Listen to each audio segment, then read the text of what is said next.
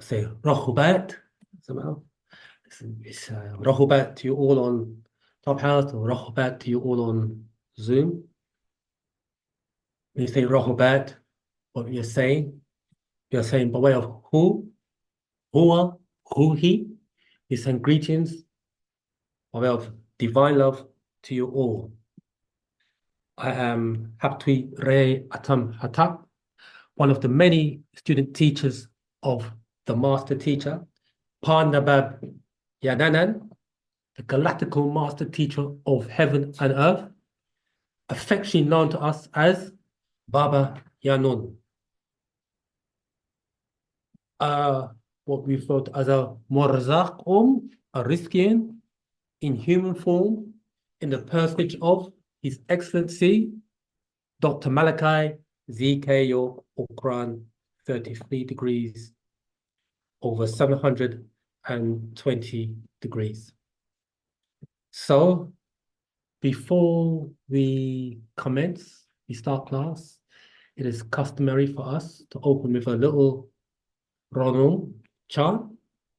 This is a short chant, and this particular chant we say when we want to communicate to the Ba'a or the Ru'aq, the soul of Yanun. Abtu pa tauruk leya parawuk Yanun. Abtu pa babab leya hu. Abtu pa tauruk leya parawuk Yanun. Abtu pa babab leya hu. Abtu pa tauruk leya parawuk Yanun. Abtu pa babab leya hu. Abtu pa tauruk leya parawuk Yanun. Open the door to the soul of Yanun. Abtu pa babab layahu. Open the door to him. This you will see in some of the newer scrolls at the back of that particular scroll with me. It's up here in my head. Okay.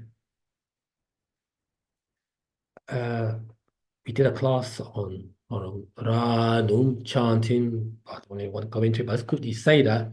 What the chant does, it helps to realign ourselves with our higher self, our etheric self. And by doing a lot of chants, we then start to activate those portions of our brain that are nawam, asleep, and be able to grow certain glands, such as the barotheric gland, and make that active by help of Pa Nadaru, the overseers. So, with that said, today's class is, hey, how's everyone feeling? How's everyone doing here? How you doing, bro? First time we've seen you. What's your name, Samal? Sir? Guam. Yeah, Rahubat, welcome. And once again, how's everyone doing on Zoom, Clubhouse? Everybody okay? I'll take that as a yes. Using my telepathic powers. Everyone's okay, yeah? Okay, everyone's okay. So, sure. Right. Today's class is called Prediction. Can we alter the future, or is it all predestined?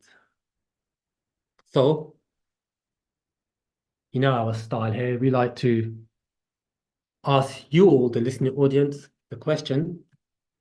And it's no trick question. It's just to help stimulate ideas or questions to the listening audience.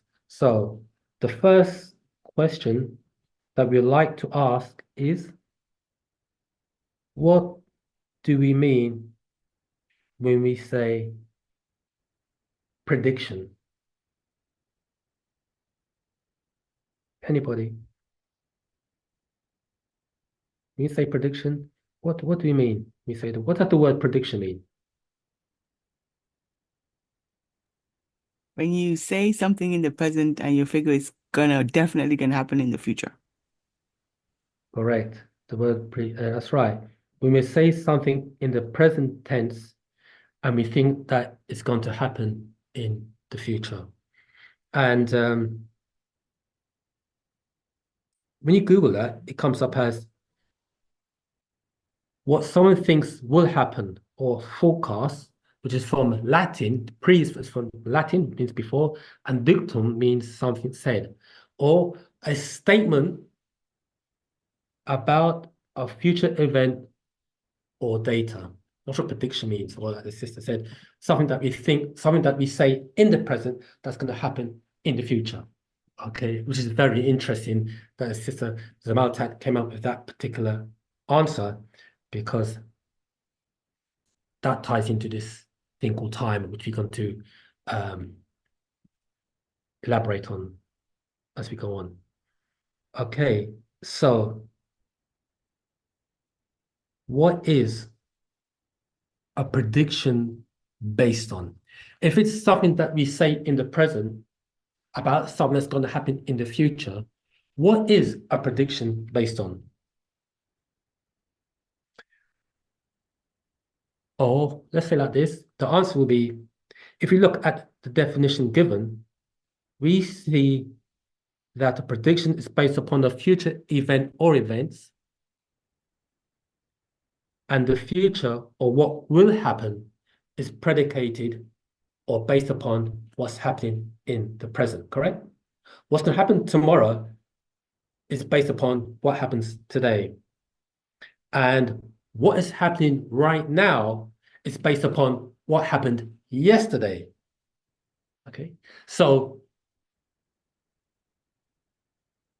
we can make a forecast based upon the present and also based upon the past, because there tends to be a pattern. Okay. Okay. Okay. So when we talk about prediction, we are talking about this thing called time. And the master teacher said a thing that the future has already happened and the past is still happening. Get that? The future has already happened and the past is still happening. Now, this leads me to another question. And the master said it like this about himself. This is talking about Panababianon. I've come from your future, which has become your past.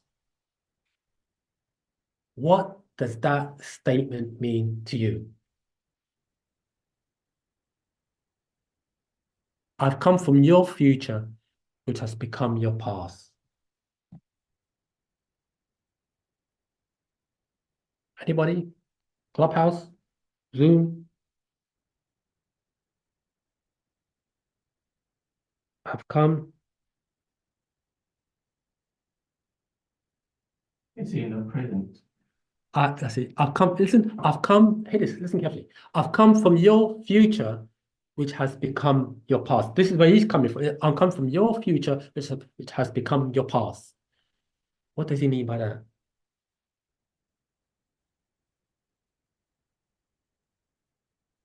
Think carefully. I've come from Clubhouse, Zoom, Master. Yeah, That teacher. sound, Greetings. oh, sorry, go ahead. Greetings, Rabbat. Based on the definition that was given, that the future has already happened and the past is happening. It means that it's trying to mean that we have the willpower to create the predicted future on our perspective, because it already happened. And what we are doing today will predict or project the future accordingly. Correct. It's But what you're saying is the statement that the master said, I've come from your future, which has become your past.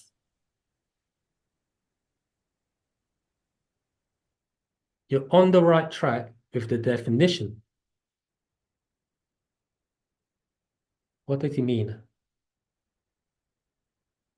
Or does he mean, is he saying, what has, was he something about? Yeah, Go ahead. so you can see what's about to happen.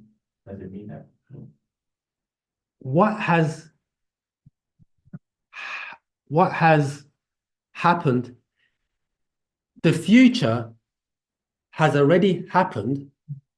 However, I've come into your time frame to tell you that what is going to come to pass. I come from your future, which has become your past. So it has already happened. The future has already happened. And I'm here, as a munzar is a warner. I've come as a warner to warn you of what is to come. Now, does that make sense? Right. Now, hear this. So I'll just quickly drop it. Hear this now. Why does the master teacher give us all these updates about the future? You hear the master is reading the scrolls, you listen to hear the updates, what's going before the planet. Why does he do that? Go ahead. The updates sound like warnings, but if he came from the future, which has now become our past, then updating us and warning us is kind of futile, right? Because it already happened. It's our past. It's our past as humanity or individuals, because that's important to understand as well. Right. He's talking. Yeah, I hear that. He's talking about us as an individual, or let's say us as a collective. As a collective.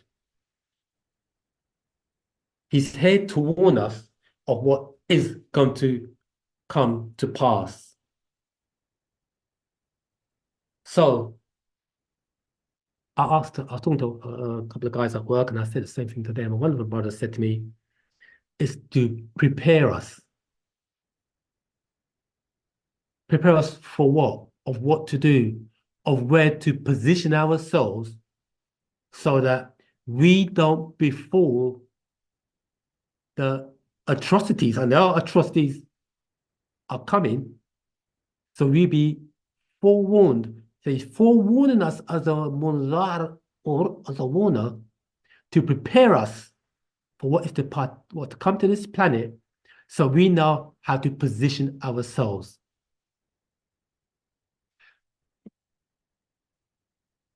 That makes sense. Okay. So I'm just quickly looking at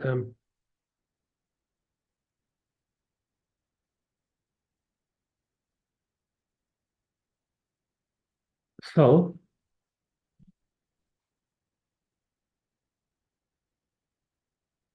I just want to read some from the holy tablets. Before I do that, I want to. There's another question now pertaining to the future. I've got a lot of information that I'd like to disseminate. Okay, we may have heard the phrase, history has a habit of repeating itself. Have you heard that before? History has a habit of repeating itself. And the question to be asked is, why does history has a habit of repeating itself?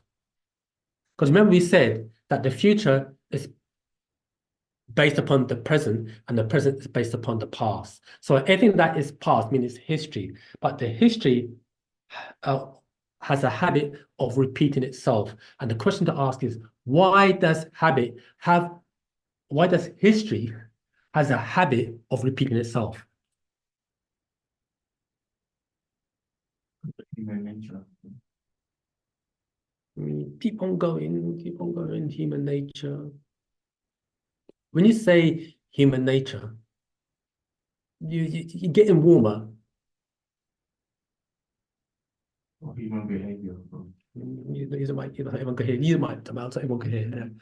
Okay, so human nature, human behavior. Human behavior. Continue going. When you say human behavior, you're getting there. You're getting there. We have anybody on Zoom Clubhouse? Why does If we keep doing the same thing, of course, history will repeat itself. The exactly collective. exactly? So now, so if you keep doing the same thing, the conditions will always be the same. So, or the results will always be the same. So if we did the same thing today that we did yesterday, and we keep repeating it, what we did yesterday, what you do tomorrow will always be the same. The result will always be the same. So say then that we want to change the result, want to change the future, what do we have to do? Change our actions. Exactly. We change what we're doing now, because we can't change the past, but we can change what we're doing now. Exactly. Well done, Saman. We can change what we're doing now. And by changing what we're doing now, as an individual and as a collective, we could change what's going to happen tomorrow, for lack of a better word. Okay? You may have also heard this. If you keep doing the same thing day in, day out, and expect a different result, that is a recipe towards insanity. You heard that one? Yes. You heard that one? Yes. Oh, so we keep doing the same thing day in, day out, and expect a different result. Well, you heard that the ingredients towards insanity. So if we want to change the conditions tomorrow, we've got to change the conditions today. Okay. So now, the next question I want to ask is,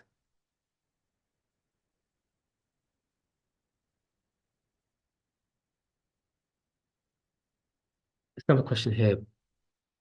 So we had the definition of prediction. Now we said, can we change the future, or is it all predestined now? Now, the future, because this ties into the last step we just made. In order to change the future, or in order to change the conditions tomorrow, we've got to change the conditions that we're in. Because we keep doing the same thing day in, day out, we will always have the same result. So change the conditions today, and which will make those steps towards to change the conditions tomorrow. So now, what does the word future mean?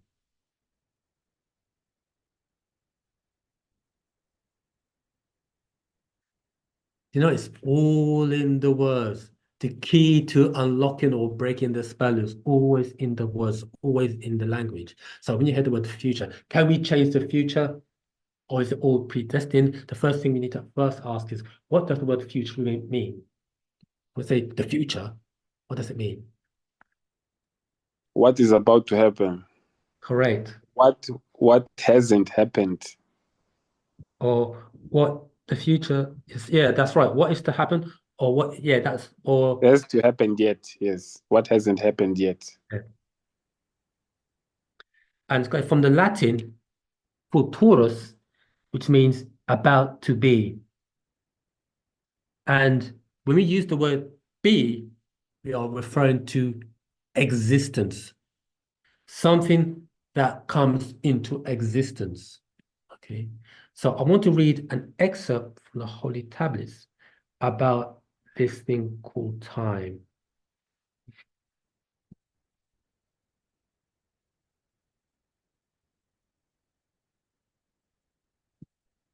Hang on, before I get that,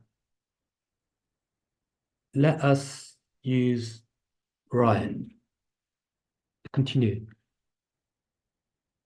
Can we change the future, or is it all predestined? And before we ask the question, is it all predestined? The question we need to ask is, what does the word predestined mean? We're on a journey here, and we're gonna bring it all together. What does the word predestined mean? What does it mean? Is it before destiny? Before destiny? Yeah. Keep on, yeah, you're on the right track. You're on the right track.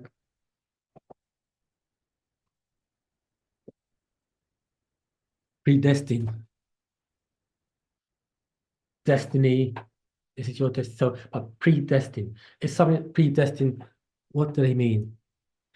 Do they mean that something that happens It's been set to happen. by who? Who or what? That's a good question. Predestined. You're on the right track. Something that's supposed to happen or that will happen, but by who?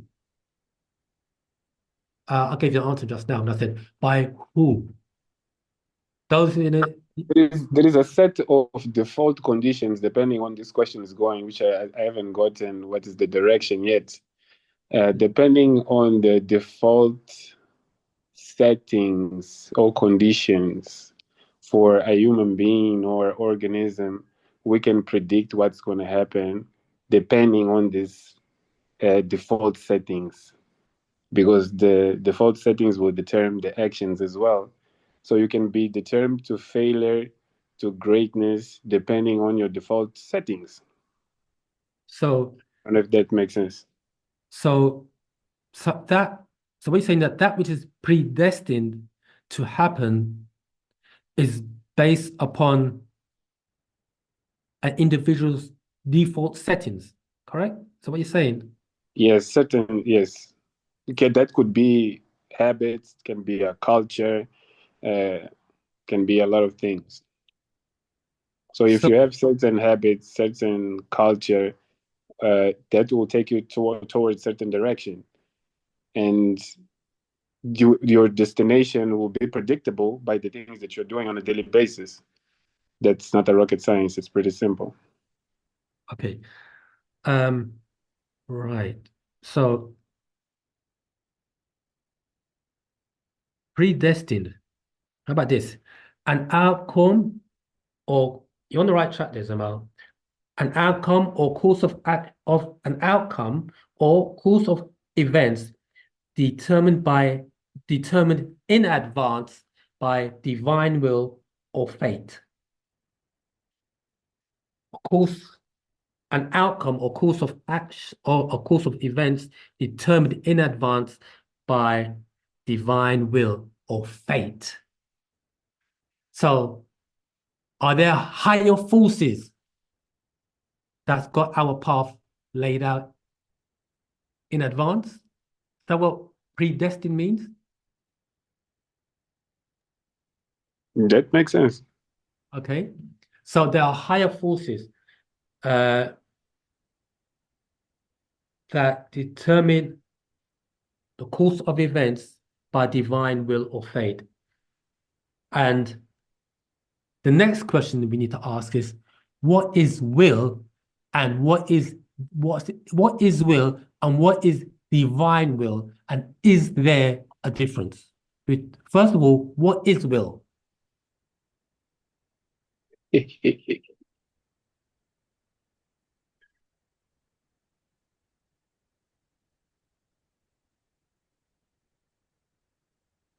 Don't be shy now.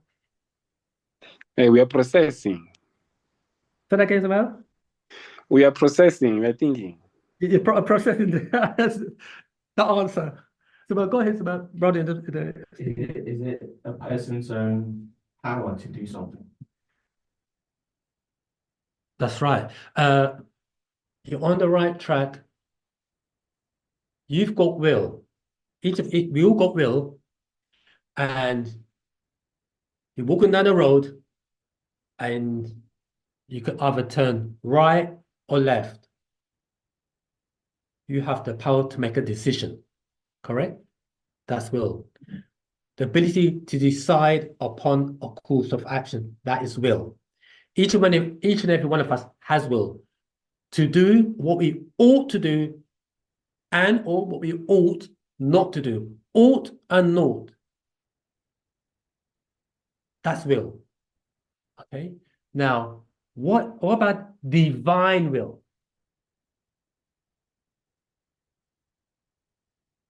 Based upon we have will, each individual has will. What we ought to do, what we ought not to do. And we can make that decision because will is based upon decision. You can make that decision. I will do this or not.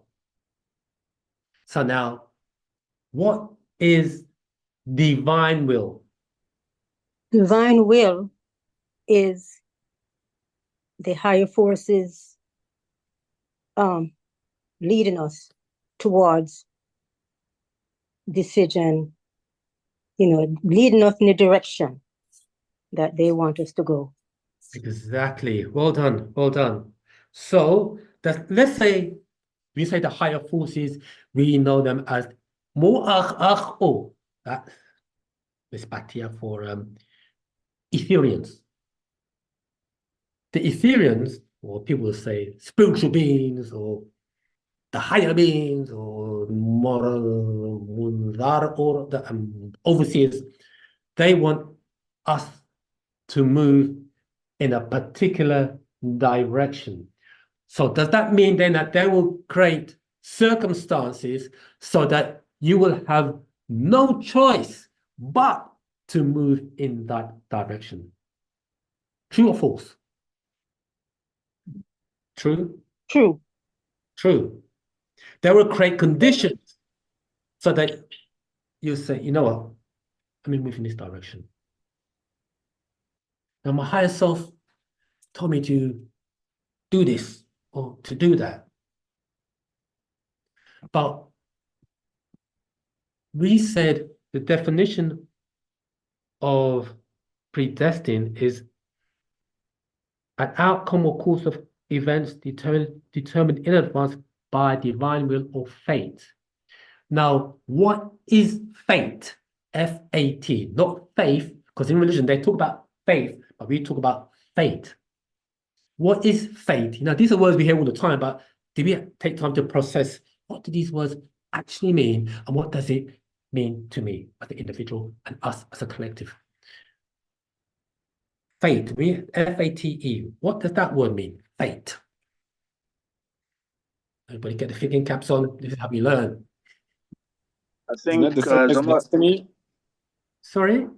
Destiny? Fate. Mhm. You get in there. Keep on going. Keep on going. would it be tied into like the final destination, like whatever you do, the final product or the final destination of everything, that's the fate. Fate. Okay. As we traveling in a particular direction, we would come across many experiences on our journey on a particular direction. Say we decide you're driving down the road. I'll use this as an example. You're driving down the road, you've got the sat nav on, and the sat nav says, take the first right. And you're driving and you decide, a quicker route. So you decide, rather than take the first right, in your mind, you say, I'm going to do this left turn. Because you want to get to a particular destination. You decide to do that left turn instead of following the sat nav.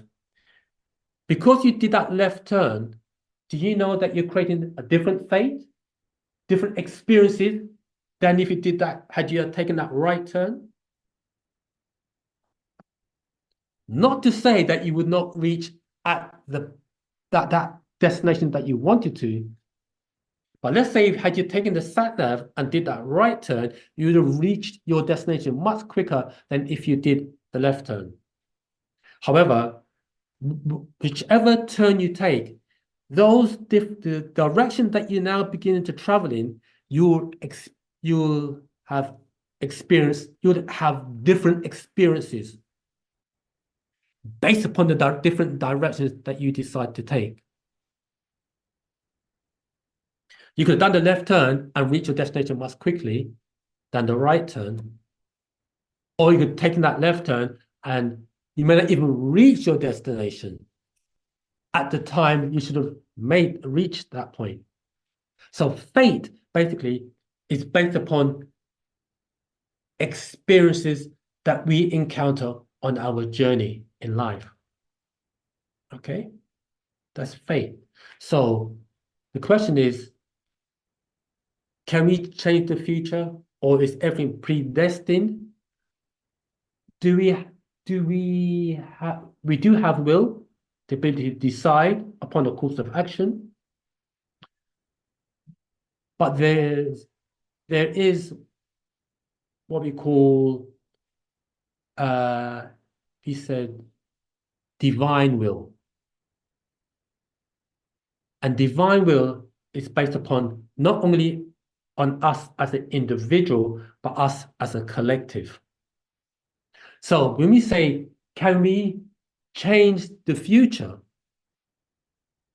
Can we change the future? What is about to happen? As a collective, can our consciousness or collective consciousness, if we put our minds together, can we create a favorable outcome? Yes, We can. correct. We can. We can. Is We this can. we can? I want to add to that. Go ahead, Samantha. All the forces in this world keep it from happening, keep us from uniting and coming together. Right. Change the course of action. I'm glad you say that, because when you say coming together and uniting, remember to say, first there can be no physical unification unless there's first mental unification. So once our minds are unified, then our physical will automatically become unified. So the teachings of Parnabhabhyananda,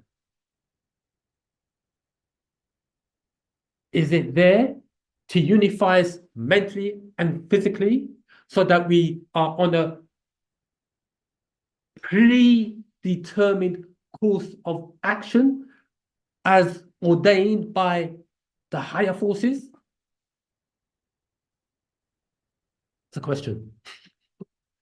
Can you please repeat the question? Okay, I can remember that. What we've been taught by Parnabhabhyananda, he says there's no physical unity without mental unity. Or the mind can never be right unless it has accepted right knowledge. So he wants us to first have mental unity. Once we are unified mentally, we'll be unified physically.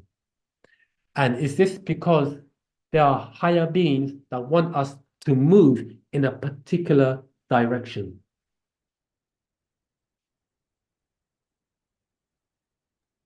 There are higher beings that want us to move in a particular direction, but then you also have other higher beings who are trying to prevent it. Okay, so you got, so we got 9 ether forces. We also have 6 ether forces. Which one is the higher force? The 9 ether. The 9 ether. I think we gave this example the last class we did. If you're in a room that is saturated with 6 evil forces and the window is shut, and outside we have the 9 evil forces in the atmosphere, but inside the room, the 6 evil carbon monoxide poison is in the room, and we're all inside the room. Which is more powerful?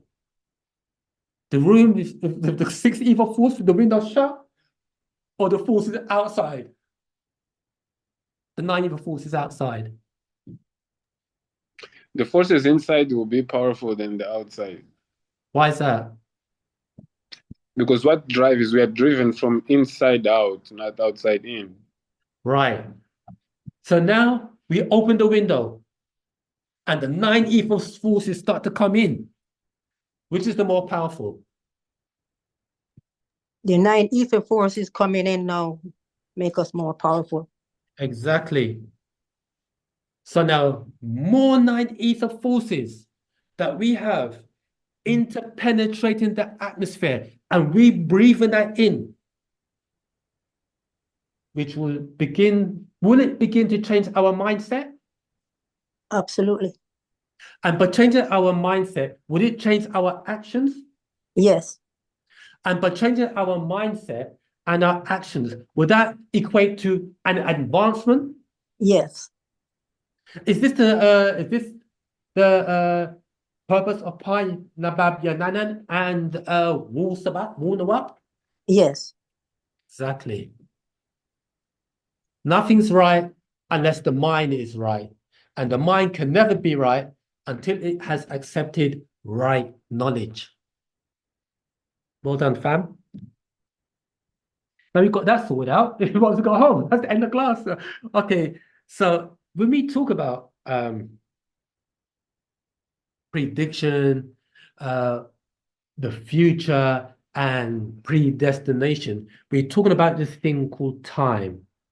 And I just want to read an excerpt from the Holy Tablets.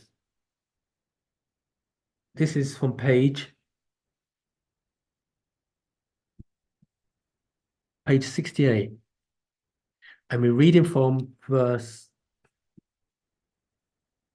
86. Page 68, Page 68, Holy Tablets, page 68, chapter 1, tablet 8, verses, we're reading start from verse 86, and it reads, "For the pure sound of Om, which predates the Big Bang, is covered in the chaos of creation." So this tone of Om was in existence before what's referred as the Big Bang, many Big Bangs. Okay. And you must seek this tone Om to realign yourself. You know, the Buddhists always, but especially the Buddhists always trying to Om, Om. You know the word Om, you know you hear the word omnipotent, omnipresent, omniscient, omnibenevolent, Om. That Om pertains to, anybody know what the word Om means? You heard it before? Everybody heard it? Om. Anybody know? What does the word Om mean?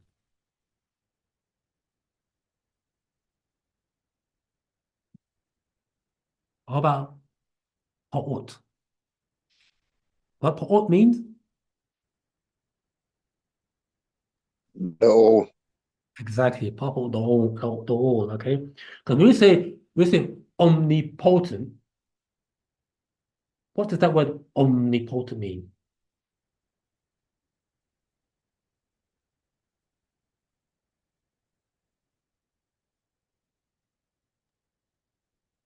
All powerful. All All powerful. Correct. What powerful?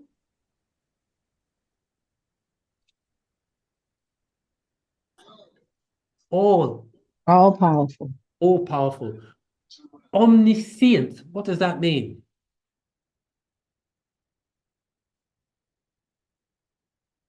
All knowing. Correct. Omnipresent. we can see everywhere all the time. Okay. All, yeah. And what about this one? Omnibenevolent.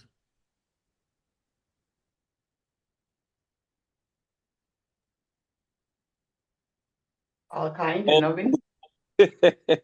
Oh, good. Was that all loving, all kind? Yeah, okay. You know the all loving and all kind. What word do we use that in Miss Batia?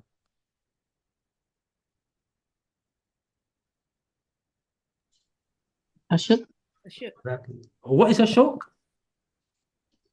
Divine love. Divine love. Exactly, yeah. It's not trick questions, fam. Don't think it's trick questions. You know, we just then the master teacher said, "I'll not teach you how to think. I'll teach you to think." So yeah, yeah, 100% right. Don't be shy, fam. We're all family here, fam. Okay, so I'll read that bit again. This is a holy. This is how we. This is, when we read it. This is how we meant to study. We meant to read with awareness and comprehension. You know. So I'll read that bit again. For the pure sound of Om, which predates the bang, is covered in the chaos of creation, and you must seek this tone to realign yourself. Realign yourself to who or what.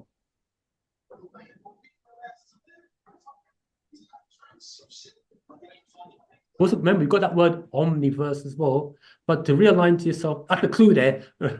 It says you must seek this tone Om to realign yourself. Realign ourselves to who or what. To the all expanding. What was that? To the all expanding. Exactly. What's another word for the all expanding? Out. Out. Well done. But it says to realign, it's headed, listen to what the Al-Babylon put it. To realign yourself. Is that your physical self or spiritual self or both? Both. Oh, Right.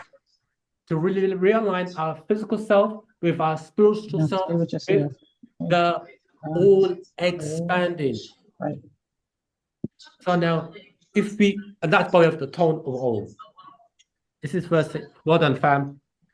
87. Each individual born vibrates and has a tone within an octave. Keep in mind what we just said. You must seek this tone on to realign yourself. 87. Each individual born vibrates and has a tone within an octave. And there are various octaves to complete the full scale of sound. We now know, based on teachings, that the tones that we need to, or the notes that we need to realign ourselves are. Anybody? What does three notes that the master teacher said? FAC. What's that? FAC. Right. What is F? What vibrates on the F note? The nature. Get in the Nature. A is the body. And C is the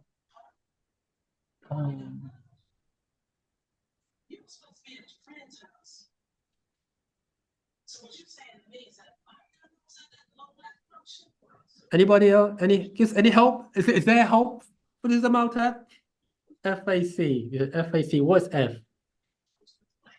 What is A and what is C? What vibrates on F? What vibrates on A? What vibrates on C? The earth resonates with the F note. C is the cosmos, and A is the body. Exactly, yeah. Well done. Right. The first thing we need to realign ourselves is with our body, our khatat, our body, physical body, on the note of A. Then, once we do that, we align ourselves with the planet, which is on the F, then with the cosmos or natural nature, which will be C, FAC. So we start with A, then we move on to the F, and then we move on to the C. Correct. So it's got here, each individual born vibrates and has a tone within an octave, and there are various octaves to complete the full scale of sound.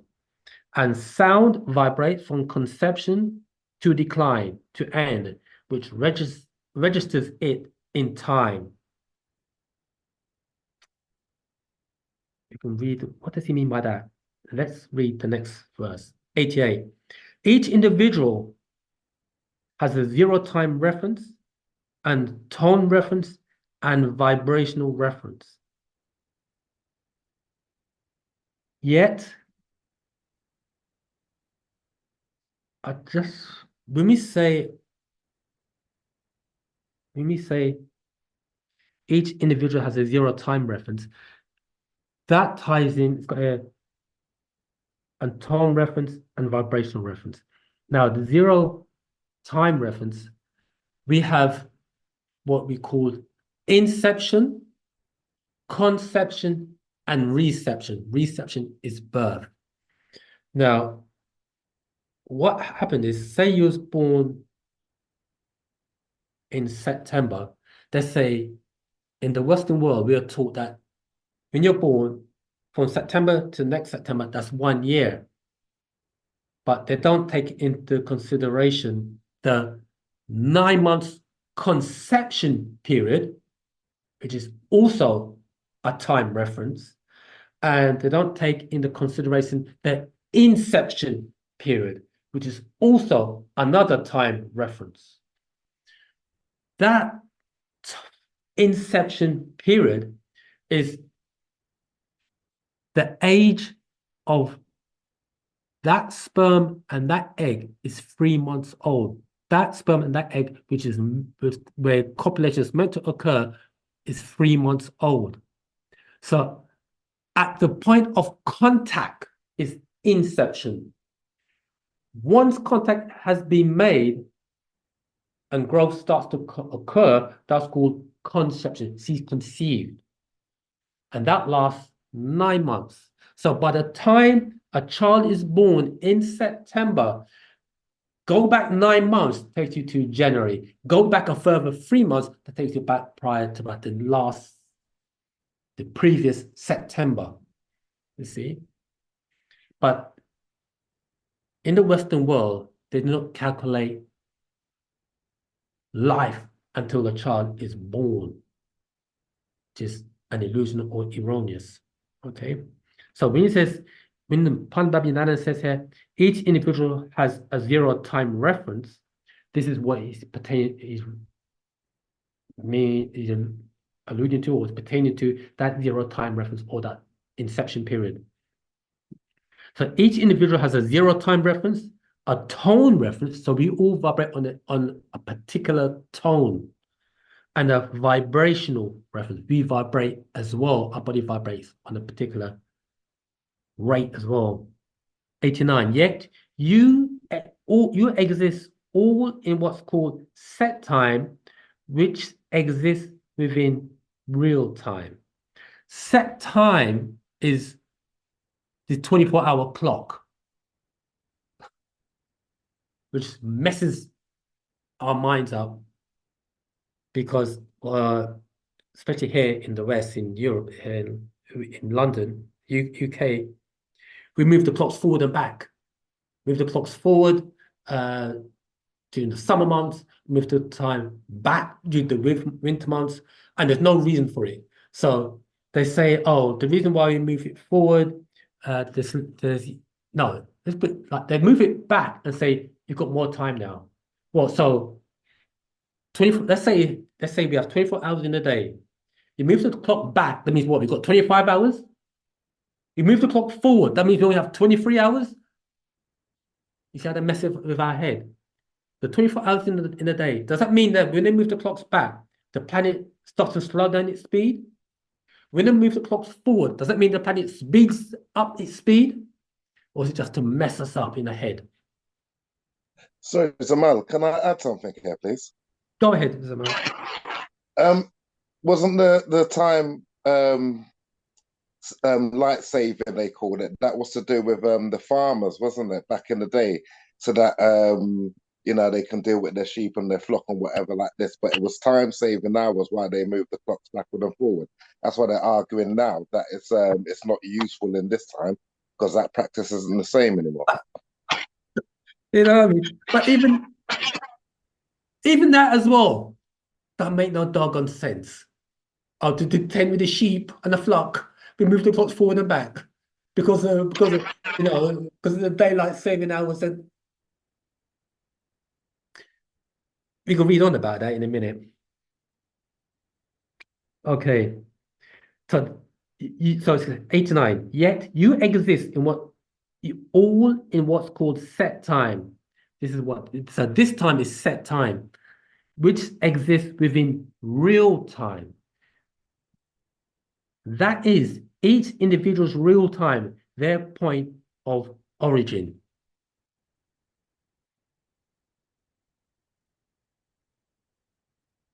I'm going to skip a bit. It's got here. So I'll read that bit again. That is, hang on, maybe start 89 again. Yet you exist all in what's called set time, which exists within real time. That is each individual's real time, their point of origin. So our point of origin or real time is that moment of inception or our zero time reference. That is real time to us as an individual. Each individual has a zero time reference. That is real time. But in order for us to be able to participate in this set time, so we don't lose our minds, our consciousness has been so calibrated. So we work within this illusion. Time is an illusion.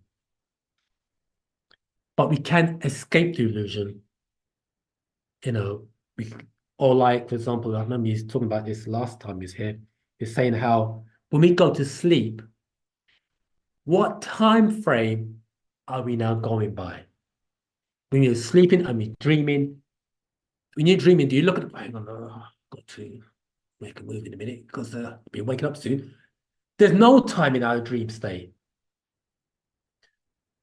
So we can read more about that in a book called The Beginning. Okay. It's got here, Ayun El's time. This is what the Most High. Remember, this is the Holy Tablets, and I'm just reading as how the Master put it when this Holy Tablets first came out in 1996. Ayun El's time does not have a then, only a now. I'll explain that in a minute. It explains it. Whereas each individual is at the point of now and looks back at multiple thens and looks forward to multiple thens. So what you're saying here, the past is then and the future is then. You know what happens then? So what's going to happen then? But there's only now. So when he says anyone else time does not have a then, a past or a future, only a now, what's happening in the moment. And not only is he referencing anyone else time, but he's made referencing those beings that exist outside of this Earth time frame. They do not, our ancestors and relatives who crossed over, they're not governed by this time frame that we are governed by on the planet. You see? But at the same time,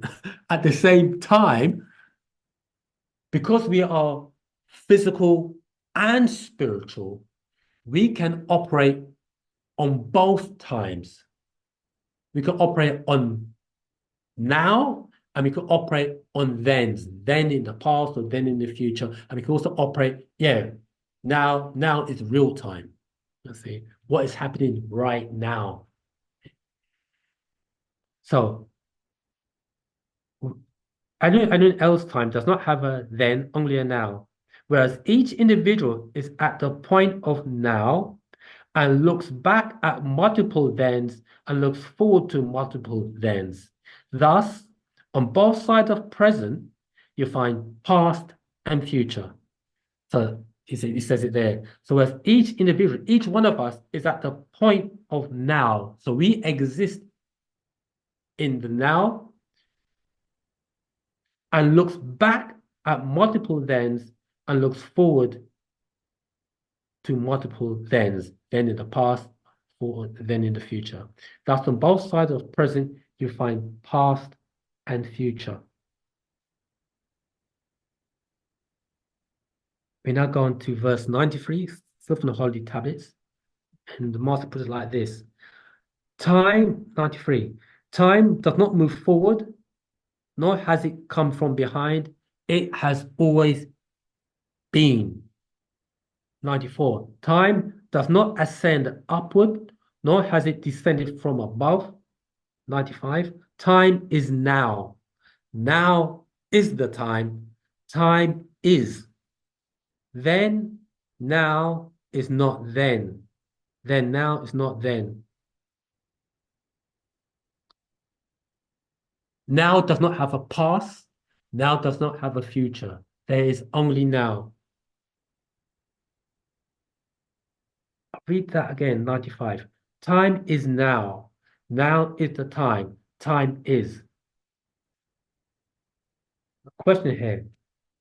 What does this mean? Time is.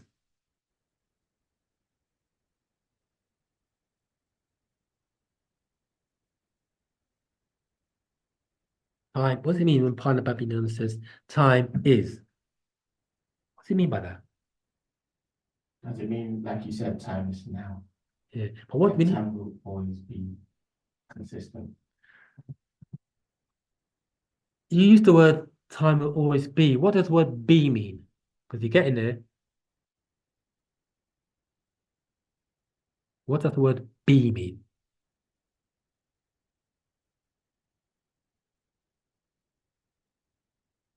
Let me help you. Be is existence. Time is. When you say time is existence.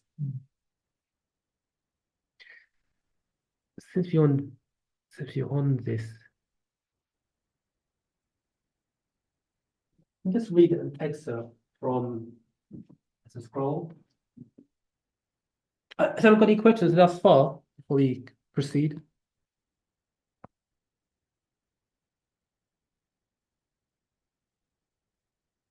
Yes, teacher, can you elaborate on this time now doesn't have past or future? Right. Because I guess I don't remember the scroll. I've read that the time was something created. Now I'm confused, and confusion sometimes is a good thing. So can you please elaborate on this time existence now doesn't have a future or past? I'm confused. Right, yes. What it is that we govern time on this planet by we govern time by the rotation of the planet. The 24-hour day is governed by the rotation of the planet on its axis, and also the time it takes for the planet to make one complete turn around the sun. Okay? This is how we calculate time. 24-hour, by the time it takes for the planet to rotate on its axis, and also we govern time by the year, the time it takes for the planet to make one rotation or one rotation around the sun. However,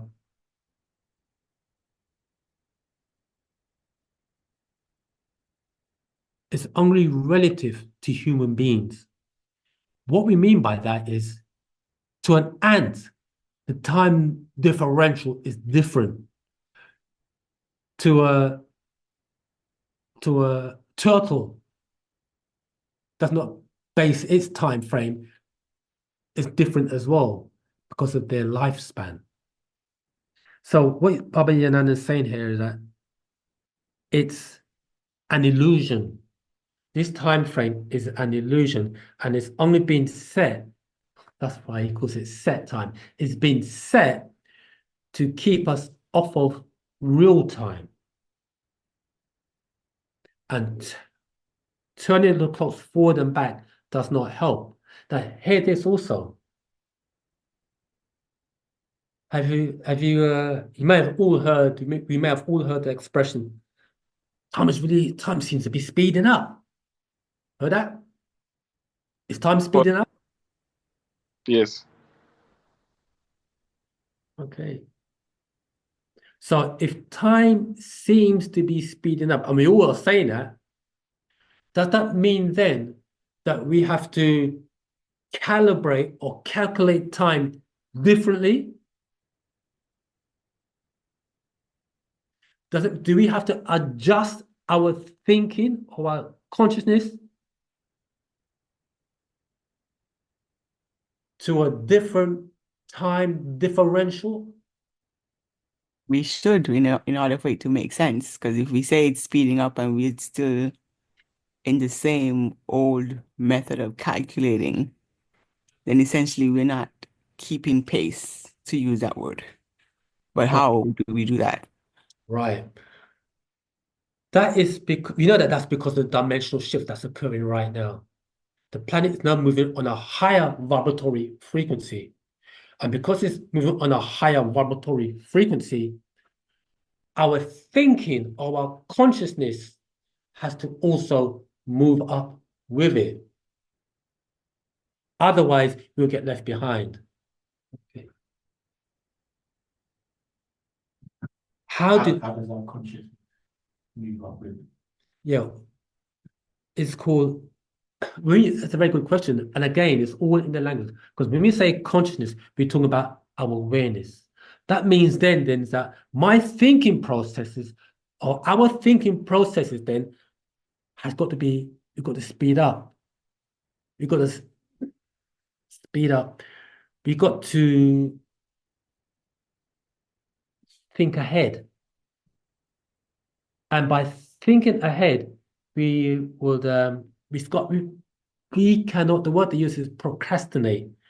We cannot put off for tomorrow what we can do today. Because we may not have time tomorrow. So when we say, we think, I've got to do this. We've got to do it now. We should do it now. Now, what happens is we are training ourselves to become disciplined. We're disciplining ourselves. And based upon this word collective consciousness, we all begin to think alike. Our consciousness or our awareness is now collective. We can precipitate that which needs to come to pass rather than saying, I'll let the other guy do it. I hope I'm making sense. We have to work together. We have to come together and say, we have a project, and in this project, it's got to be accomplished by this particular time frame. And this is what we need to do. We need to work together and we can accomplish what we need to accomplish. So a lot of this got to do with, in terms of practices, we are talking about spiritual practices. Like chanting and fasting and praying, these type of practices. We have to get out this mindset of set time. However, we have to work within set time, otherwise we lose our minds. Okay. So remember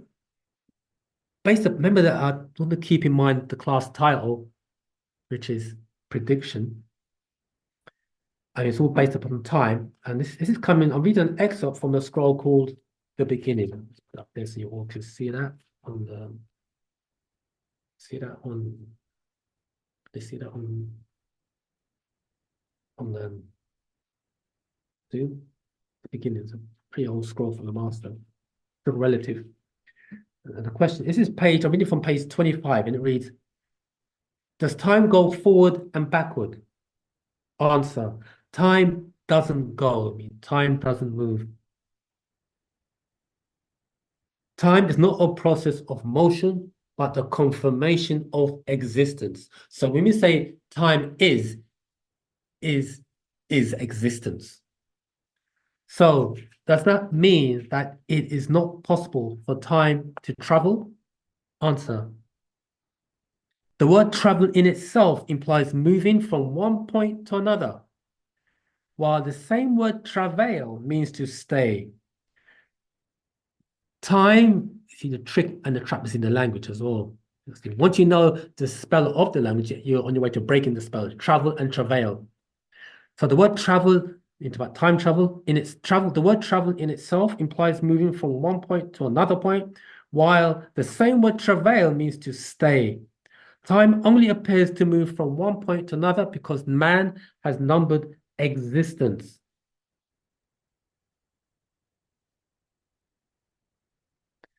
To create once, moments, 60 moments, 60 seconds, 60 minutes, 24 hours, etc., etc. It goes on to say 1,000 years, a millennium, 25,000 years, an equinox, 26,000 years, a procession, and eons.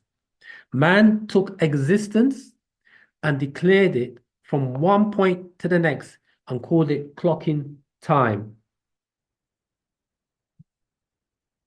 Man numbered it into a repeated mathematical system, and thus people who are looking at a flat circular concoction called a clock, then they watch a hand go into a complete circle and think that they are moving forward, when in actuality, time just is, which is existence. If time was in part moving, then the whole solar system would be moving, and it is not. The Earth is moving around the sun, and the Earth is rotating on its axis. However, the whole thing isn't moving. A clock on the wall is not moving. Time travel is another form of illusion from travailing to make you think you're going forward and backward when in fact you're not. So when Panababinana says the Earth is rotating, is moving around the sun, and the Earth is rotating on its axis. However, the whole thing isn't moving, meaning it's not moving from one place to the next. You're just going round and round and round and round. So it's not moving as I'm going from here to the door and back. All you do is just go round and round and round and round. So it's an illusion. Now here it is. Question, if time, this is page 28 now, at the beginning. Question, if time does not move backward or forward, then explain how John prophesies the book of Revelation, because the book of Revelation speaks of things happening in these days and times. Answer, by the statement, as it was in the beginning, so shall it be in the end, Matthew 24:37, which is the same thing. The book of Revelation is merely talking about things that John saw. If John saw all of these catastrophes, then they were already happening as they were being revealed to him. God was merely, as you say, opening a gate, making it possible to see here and there at the same time. We can explain what here and there is. The point being, if John saw these things happening, they were happening. Prophecy is merely carrying the thought to the event or carrying the point to the event. Prophecy of what happened today happened 10 years ago. I remember a man saying, it's what he's got here. I remember a man saying, I was there, which is here, when they asked, let there be light. So, what Paul Banyanana is saying here is, if John, son of Zebedee, was seeing these things that were happening in the future, it was happening right now. He was just, as he puts here, a doorway or portal was open, so he was experiencing or seeing those events right now. Remember, this was revealed in the book of Revelation, was revealed in the year 96 AD. And these are events, let's say it's happening in, let's say, 2000 AD. So he was seeing these events that was about to happen in the future right now. So what happened, how do I see to put it? Prophecy of what happened today happened 10 years ago. So when he says that's, well, this is what the Master Jesus said, the future has already happened and the past is still happening. So it's not like the past has happened and that's it, it's been cut off, and the future has not happened. The future has already happened and the past is still happening. Now, this is how we think, the human mind, or how we've been programmed. We can think about what happened yesterday or 10 years ago or even 20. We can think about the past in our mind. We can bring up the past in our mind and see it crystal clear. But can we do that for the future? Can we see into the future and bring that to now? Or is it that we've been temporarily maimed? Because it's just a small shift for us to be able to see into the future and see what's about to happen. And take the necessary steps needed to prepare us for what is about to happen. So I continue reading. John had a vision of the future. He saw and witnessed the vision of the future. He woke up and cried as if it was a nightmare. He saw the animals and he saw the beasts. If it happened in his head, then it happened. There's no prophecy that is coming from the past forward. They're all here now.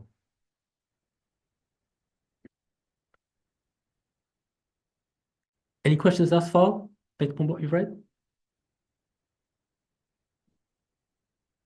Let's continue.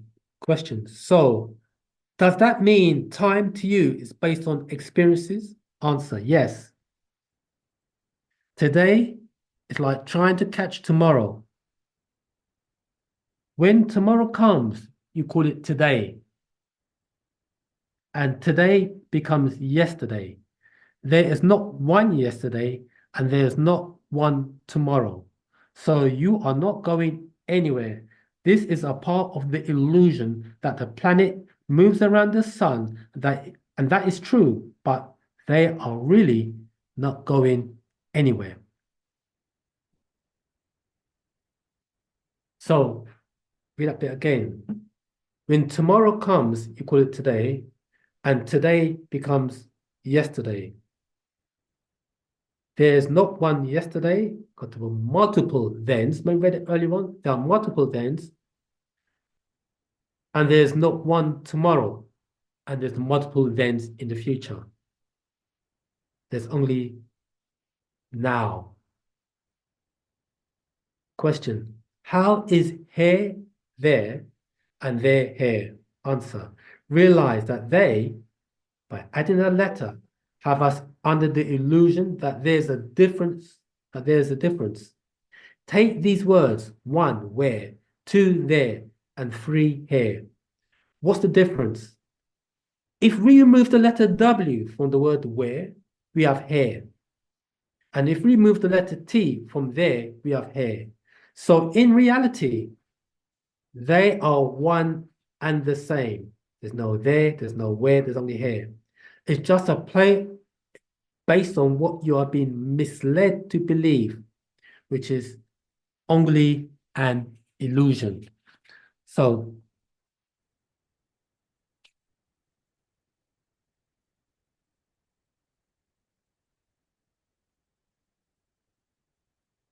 that's what I want to say. So the key to breaking that illusion, or if you say the key to breaking the spell, is the language. Deliberately there to entrap us mentally. Once you get the mind, get the body physically. Question, this last section here. What laws govern the universe? Answer, it's not what laws, it's what law. And that is change. The only definite in all existence is change. So when we say time, that is existence that we know. And that existence is part. And we being a part of existence as part, the all, in all. Okay. So I hope that really crystal clear. Any more questions before we proceed?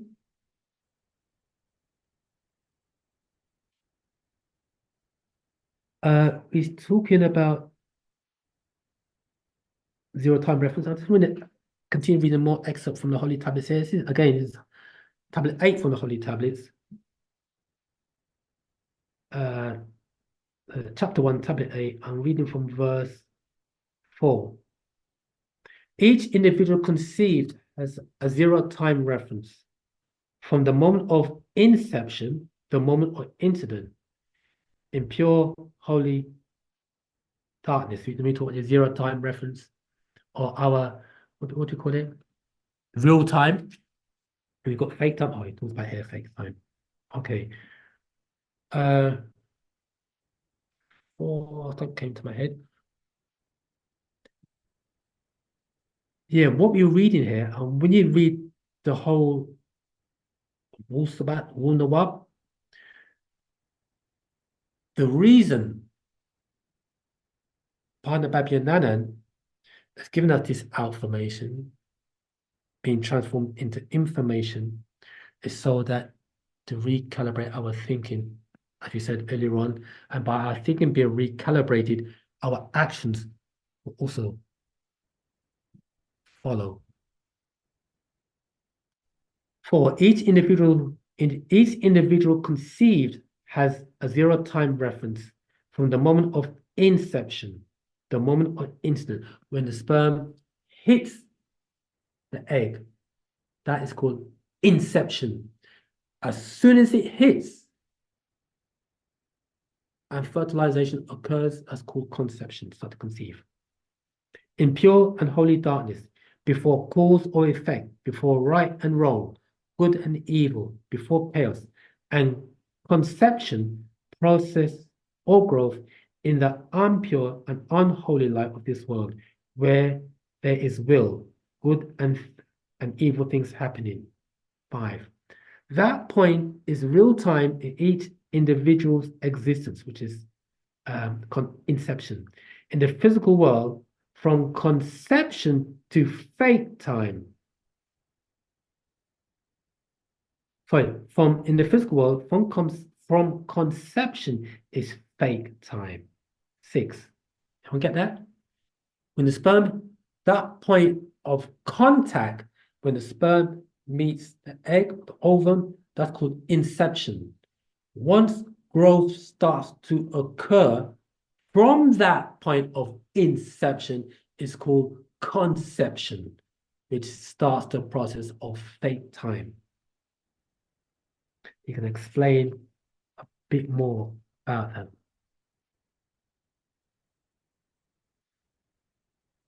You exist in what's called set time. You set time from life to death. It all exists before you and will exist after you. It's the set time. 7, you and your life is only a point or short space in real time, which exists in all when the light of life is cut on. 8, real time really is no time. It is existence. It just is, as it says, time just is. 8, it begins real time. Yet existence already was in pure and holy darkness, and under set time is each individual's real-time existence, their point of origin. And he goes on to, he's talking about Nibiru and how Nibiru, let me quickly, for those of you who want to know about Nibiru. In 10, thus, on both sides of the present, you find past and future, or then the past and then in the present, then in the future. Nibiru is capable of traveling the distance from point to point or through space and time interdimensionally. 11, it can go through time, future or past without interfering with the principle of now or then. There's some technological craft that is. Everything, 12, everything is calculated by the speed of light insofar as everything sums up to things when the light came on and goes into. Oh, can continue being there. This might be interesting as well. 14, when beings, extraterrestrial this is, higher beings, when beings enter into our planet, they travel interdimensionally using real time. And that's why they can pop up anytime within our zero time or fake time. 15, zero time is the first time for each individual as they come into this world while being born in real time. So, double stuff there, you know. Well, let's continue. Any questions thus far, fam? Go ahead, Zara. Is it because we age? That's why is that what causes the illusion of that time is actually going somewhere?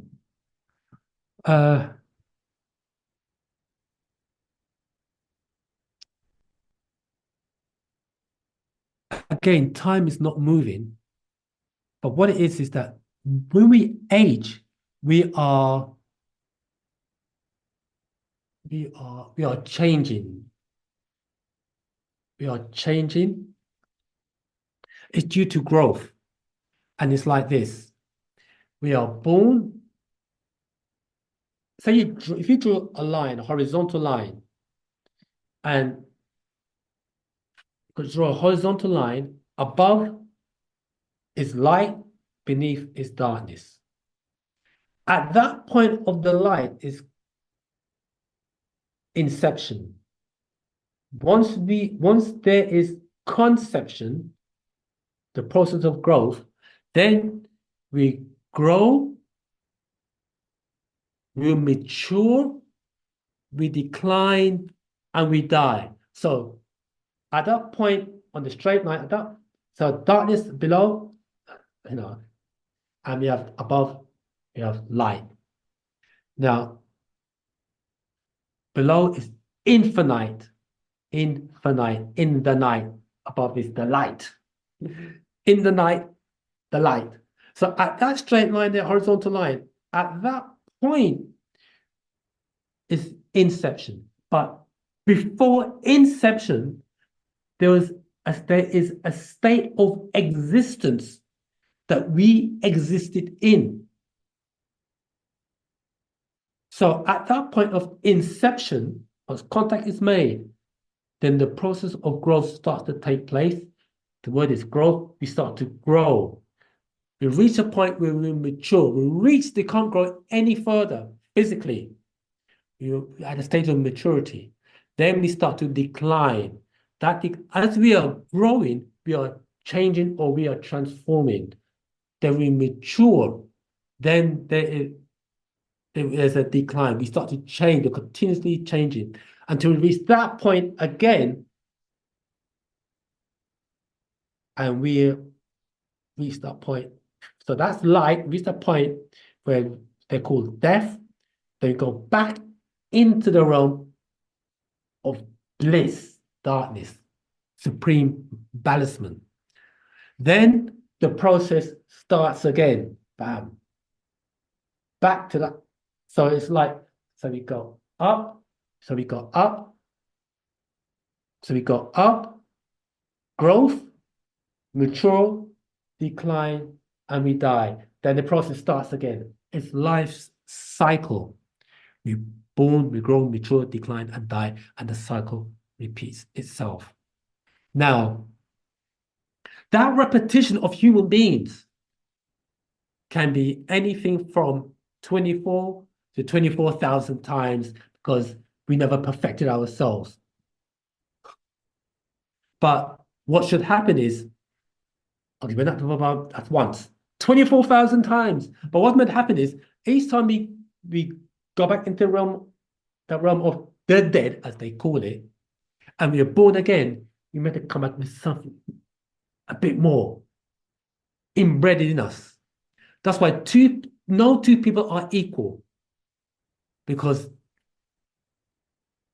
one individual may have something that's been carried over from a previous life cycle. And this particular life cycle is the cycle for him or her to perfect themselves. Parnababianana is one of those beings who has come in from that realm of darkness. When the higher beings come, they come as teachers. They come in to teach us right knowledge so that we make the grade and we go back into the realm of darkness, we enter into the center of our own, all expanding.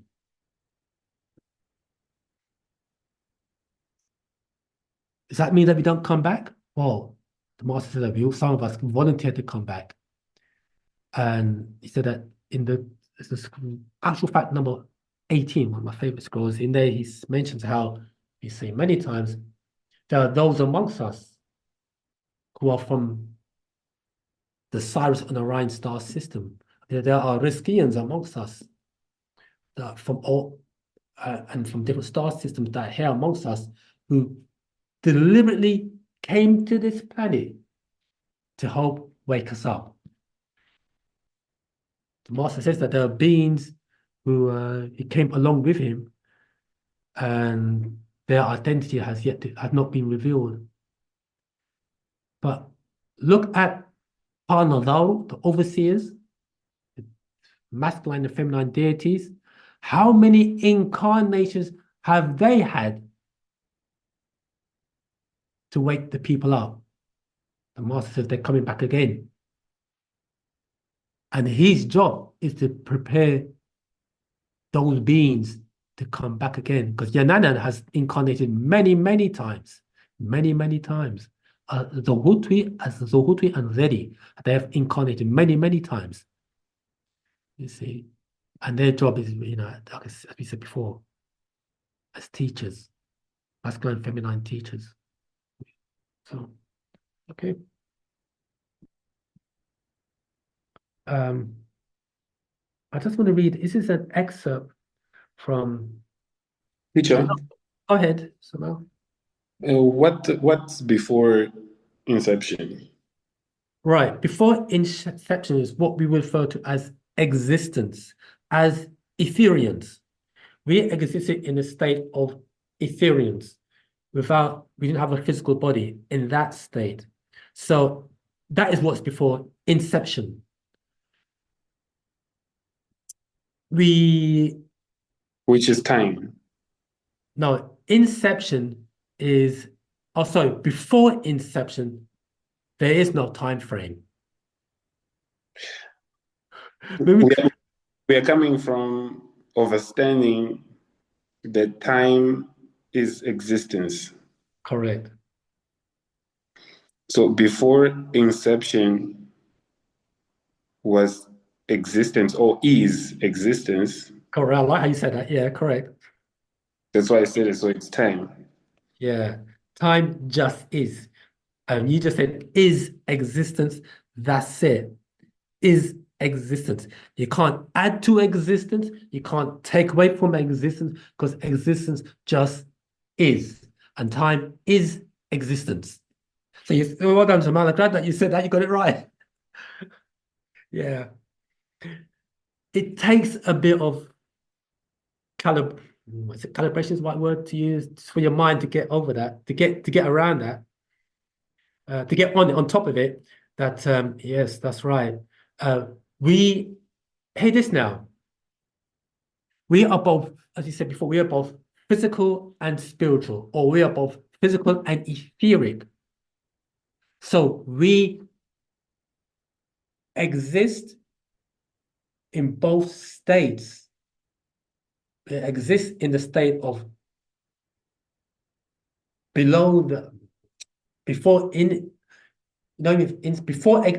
inception. Before inception, we exist in that. We have access to that state right now, as well as having access to the let's say the light. So we can access the light and the darkness simultaneously. But what has happened is we have been brain dirtied. I didn't say brainwashed. When our brain is washed, then it's nice and clean. But we've been brain dirtied to think that the darkness is bad, and I'm afraid of dying because that is the finality of Here it is. That is when I die. That's the finality of existence, and I'll go to hell.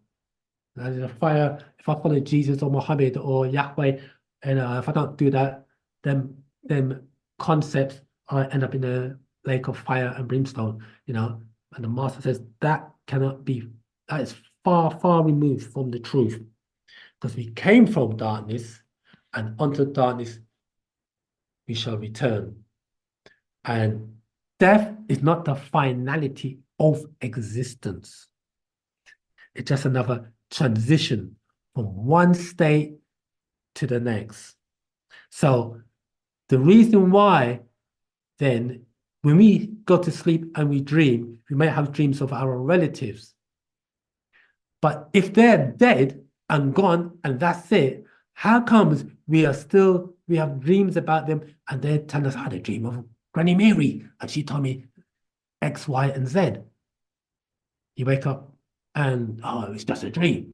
No, that was the doggone message there. That was a vision. Grandma, thingy's telling you, yeah, everything's fine on this side of the woods, on this neck of the woods, everything's sweet, and look after little Johnny and et cetera, et cetera. So there is a state of existence, a state of consciousness and conscience, as how they term it. Consciousness, awareness in that state, and a state of conscience of right and wrong. And there are forces that are conscious and conscience forces or gases. And Wu-Sabat or Wu-Nawab or ninth ether is conscious and conscience gases.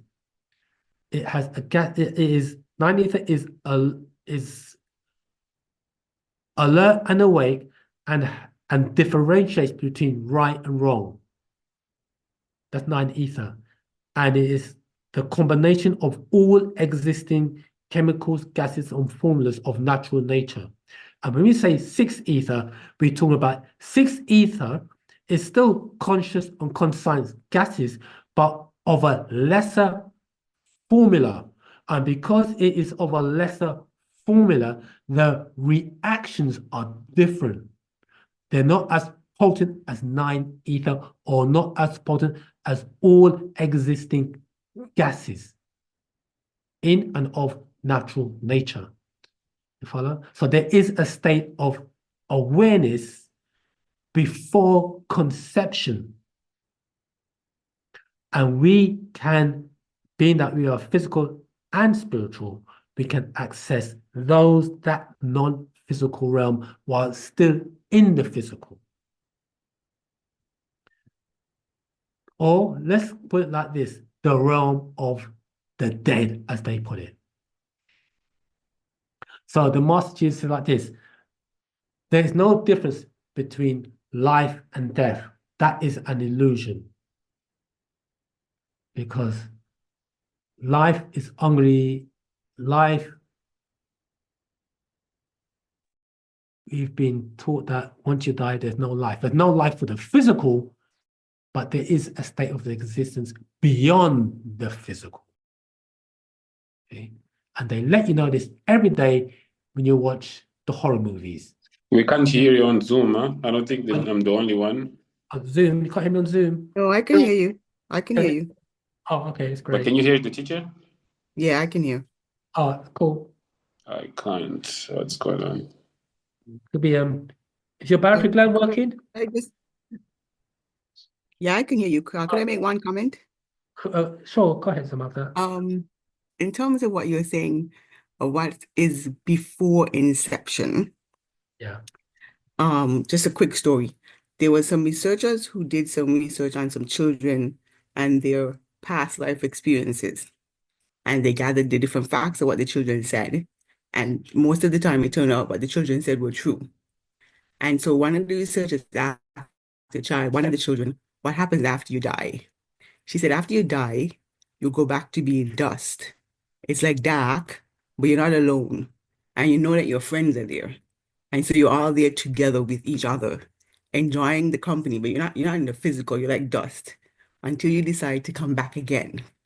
So that what you just said in terms of being conscious and aware prior to inception, prior to being in the physical, reminded me of that story. Okay, yeah.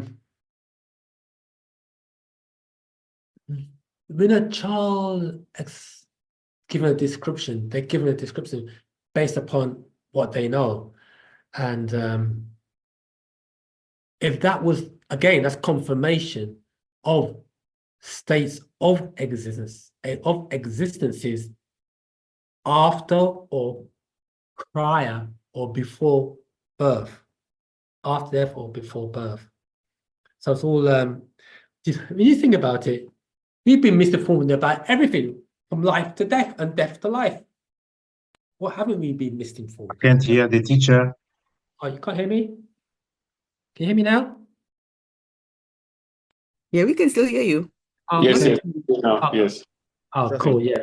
Yeah, so we've been misinformed about from death to life, from life to death.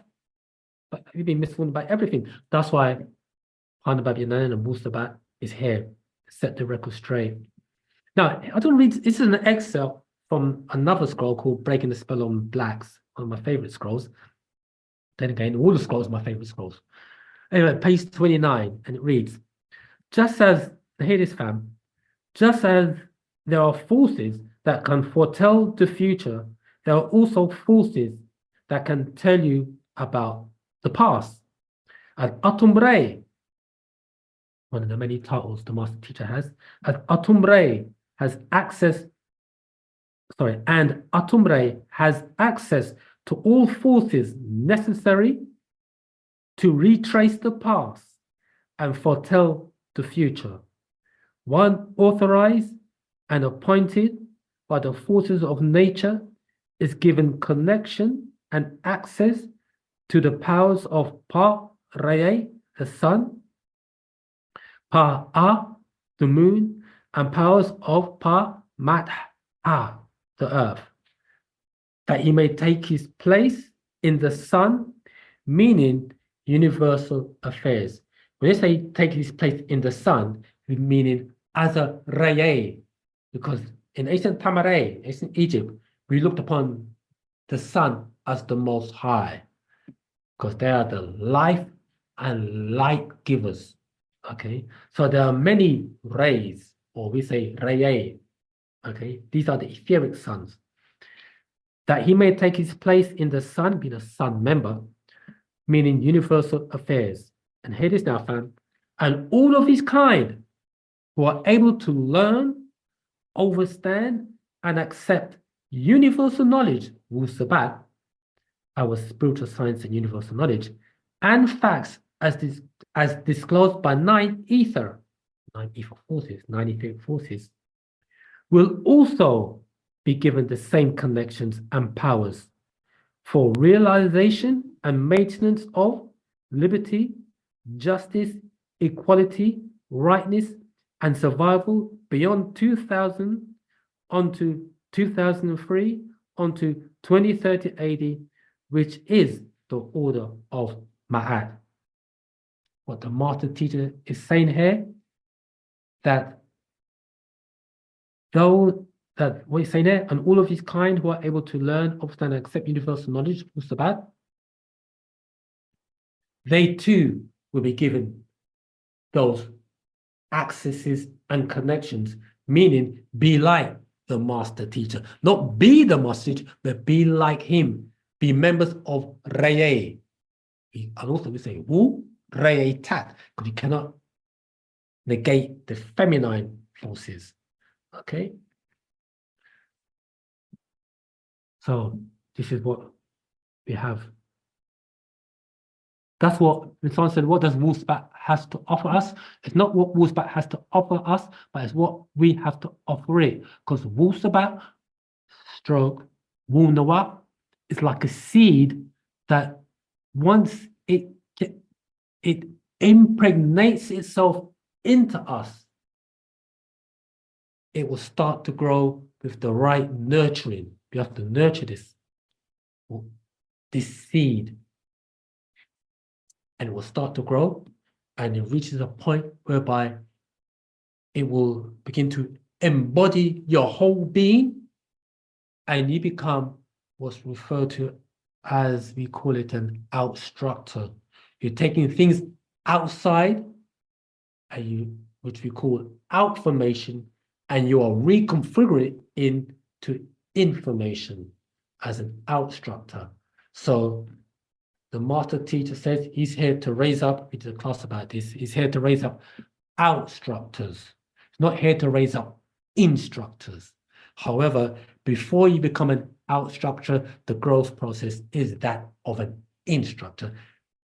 And you transform into an outstructor, for a better word, like the master teacher. Okay?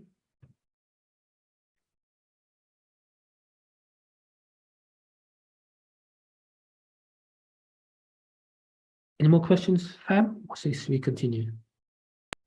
Yes, teacher, one question, a quick one.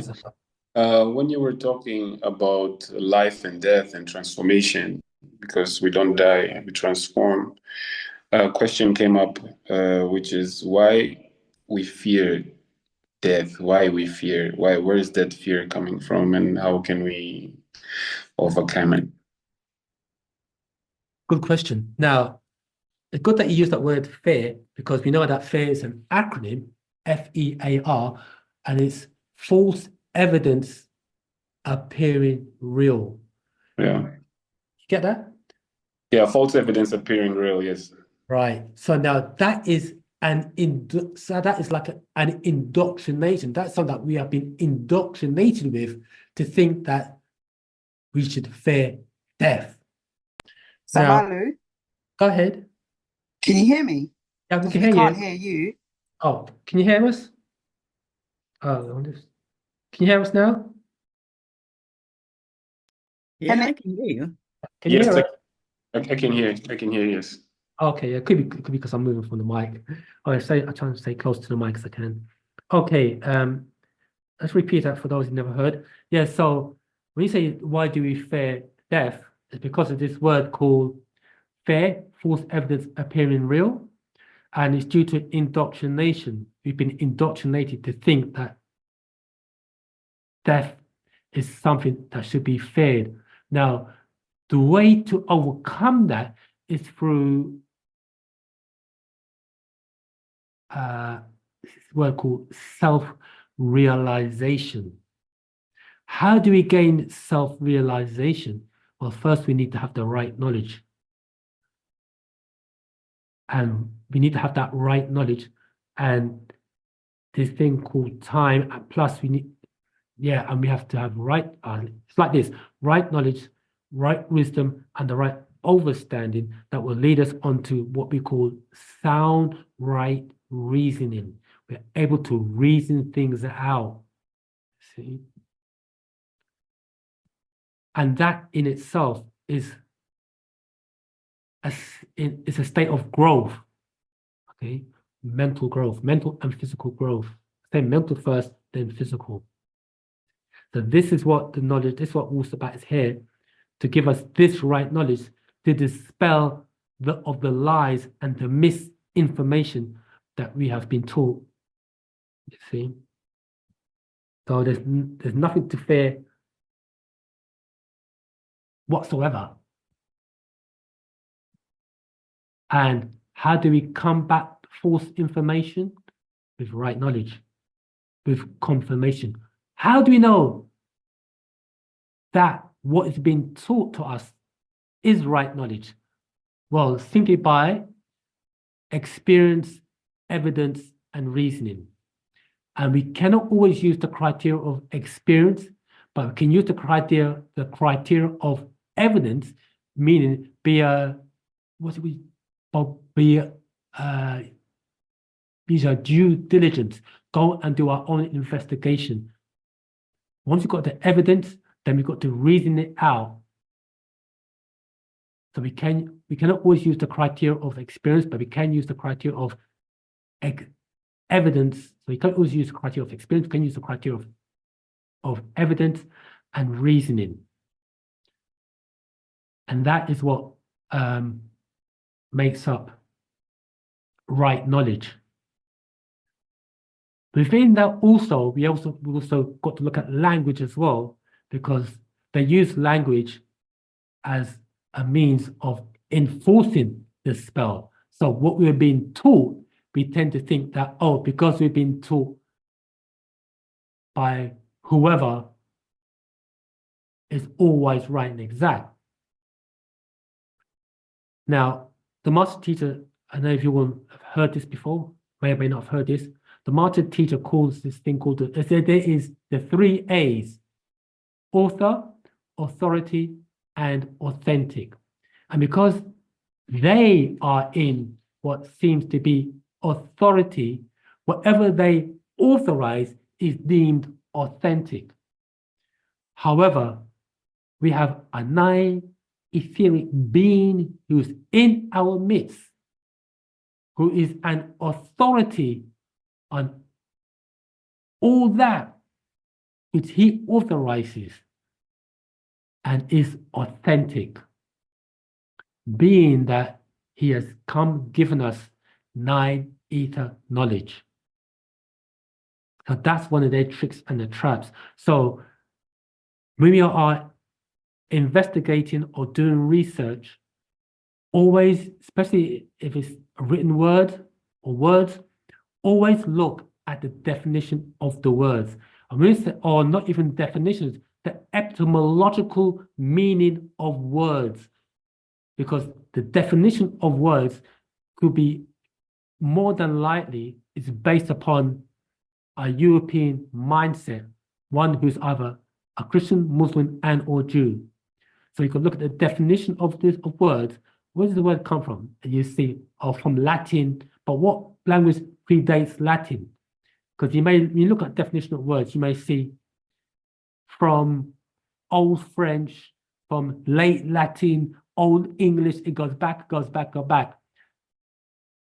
Then you also got to look, in some cases, even step out of European languages and go into either the Arabic or the Hebrew. The Arabic and the Hebrew is more precise than the English language. And even then,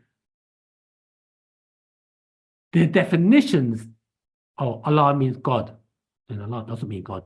Or Yahweh means Lord, it doesn't mean Lord. You see? So that's why we have a spiritual master in our midst who's here to set the record straight. And as we learn from the master teacher, we too become representatives of the master teacher, thus guiding our fellow Musmaltatu sister, Musmalu brothers in Wu-Sabat, Wu-Nawab, in right knowledge. Okay? So, Zamal, in answering your question, how do we combat the fear of death? Is by way of us doing our due diligence, doing our research, and also we have to another different spiritual practices will aid in that, and also set up an altar. The master always says, set up an altar and make communication to your ancestors. Set up your altar, get like a candle, get a picture of the ancestor you want to make communication with, burn some sage, but not too much, and speak to your ancestor, whoever that individual is you want to make communication with. And we say that prayer is the art of speaking and meditation is the art of listening. So after communicating to our ancestor, that's remain in silence to get the feedback or to get the reception or to receive the information or the transmission. You may even receive it in a dream state, but know for surety that our ancestors are with us 24/7. And they're just waiting our communication.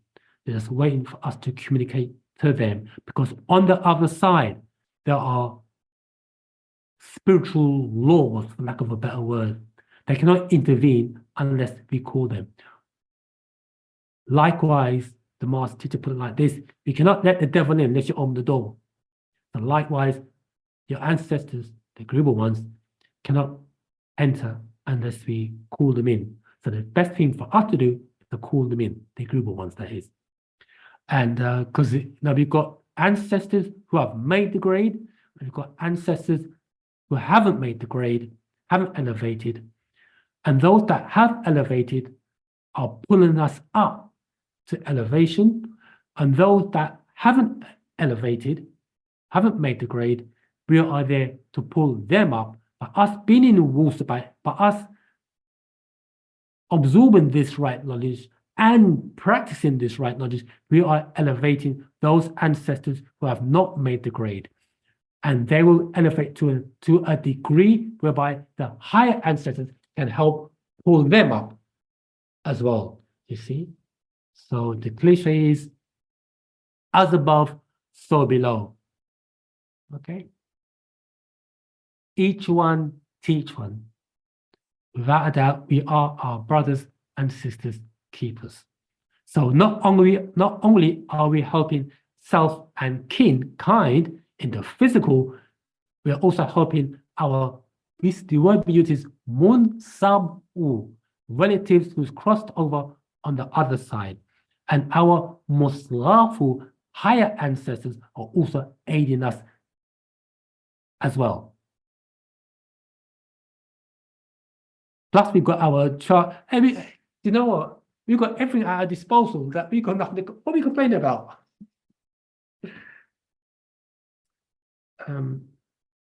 Any questions thus far, Muisar? You've got nothing to complain about. You've got a lot to. Much understood. The basis of the question regarding death and false evidence was because this false evidence is so embedded in our bodies. But your answer made sense, because when I'm moving from the state of being awake to sleep. And for some reason, I am alert enough to notice the transition from being awake to sleep. Sometimes I fear because it feels like I'm dying, because the idea of myself kind of melts or vanishes, and I can feel that the eye is going somewhere. And then I fear that moment. I hope I'm making myself quite understanding. And Yeah. when it happens, I fear, yes, I fear, like I have a sensation like I'm dying. That's what happens. And sometimes it happens, doesn't happen every day, of course. So what happens, my body reacts like with fear or rejection or such. Right, I hear what you're saying there, Zaman. Right, you said something very poignant there, which is, and have you heard the expression, sleep is the sister to death? Yes, yes. Right. So what I would recommend is, say, a chant or a prayer, and if you've got access to the chants, the chants, say a few chants before you go to sleep, because they do work. It's been those chants in Mispatia, that is, the language has been so structured, that it resonates within our being. And when we are saying those chants, we call upon Pa Nadaru and the soul ancestors and relatives who are saying these chants. And the best time, an ideal time in that case, the best remedy I would recommend is for you to say those chants before you go to sleep, because they do work. You could pick one chant as an example and just repeat it, let's say 9 times. And yeah, or you can say, if you've got the chance, now you've got the 99 names, just say the 99 names. So, you know, any chant you want. I would advocate just saying one chant 9 times, or say all the chants, and before you go to sleep. Then so the last thing that's in your mind is Paranumat, the chants. You see? And as you go to sleep, it's not all lost because it's there. And as you're sleeping, you're making that connection. Your dreams will be different anyway. So it's good that you mentioned that about sleep. Thank you. You're welcome, Samal, because sleep is the sister of death. Because the master says, when you fall asleep, that moment, that point at which you are asleep, you don't know it. And death is like that. You know that sleep is coming on. You know you're getting tired. And when a person's dying, they know that they are dying. And the master says that when they know they are dying, we should be around them and say certain chants or certain readings from the scrolls or whatever, to keep them, the individual, in a tranquil state as they translate into this realm of death, for lack of a better, I like to use that word, in that realm of death. So we should be around anybody you know that's dying, be around to say a prayer, a chant, and talk to them, to comfort them and let them know there's nothing to fear, because that their relatives are on the other side just waiting to hold their hand. Okay? So when you say you sleep, you feel like you're dying, yes, good description, because sleep is the sister to death. There's nothing to fear but fear itself. Do some chanting and you will have sweet dreams. Jamal, you got a hand up. So what was that? You got Jackie's got her hand up. Jackie? So go ahead. Is that Jackie, is it? Yes, thank you. Well, I've always wondered, since I learned that when a person die, the spirit and the soul goes together. But many of our ancestors, when they died, we buried them, with the concrete over it and everything like that. So it would take a long time, but well, I'm saying this because overstood also that what is it? The spirit is in the blood, and if we bury the person, it would take a very long time for it to break down. So I'm wondering, what happens in that situation where the spirit and the soul are not meeting up together? Right, that's a really good question. I haven't got that particular scroll with me. It's called the spiritual you after the physical you dies. Now, because we do not have knowledge, or we do not have knowledge of embalming. How should I put it? In ancient Tamaray, we had priests there's a priesthood called the priesthood of Anbu, Anubis. It's a priesthood. These are what we refer to as funerary priests.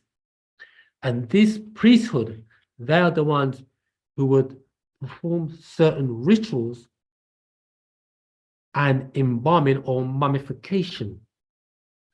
And that was to protect and place talismans around the body to protect them from adverse forces.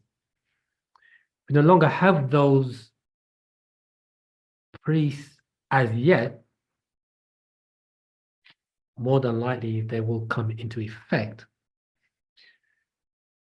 However, the master teacher put it like this, is that just because a person may not have Wu-Sabat, or may not have known Wu-Sabat or Wu-Noir before they crossed over, they won't be judged the same way as a person who does have or did have right knowledge.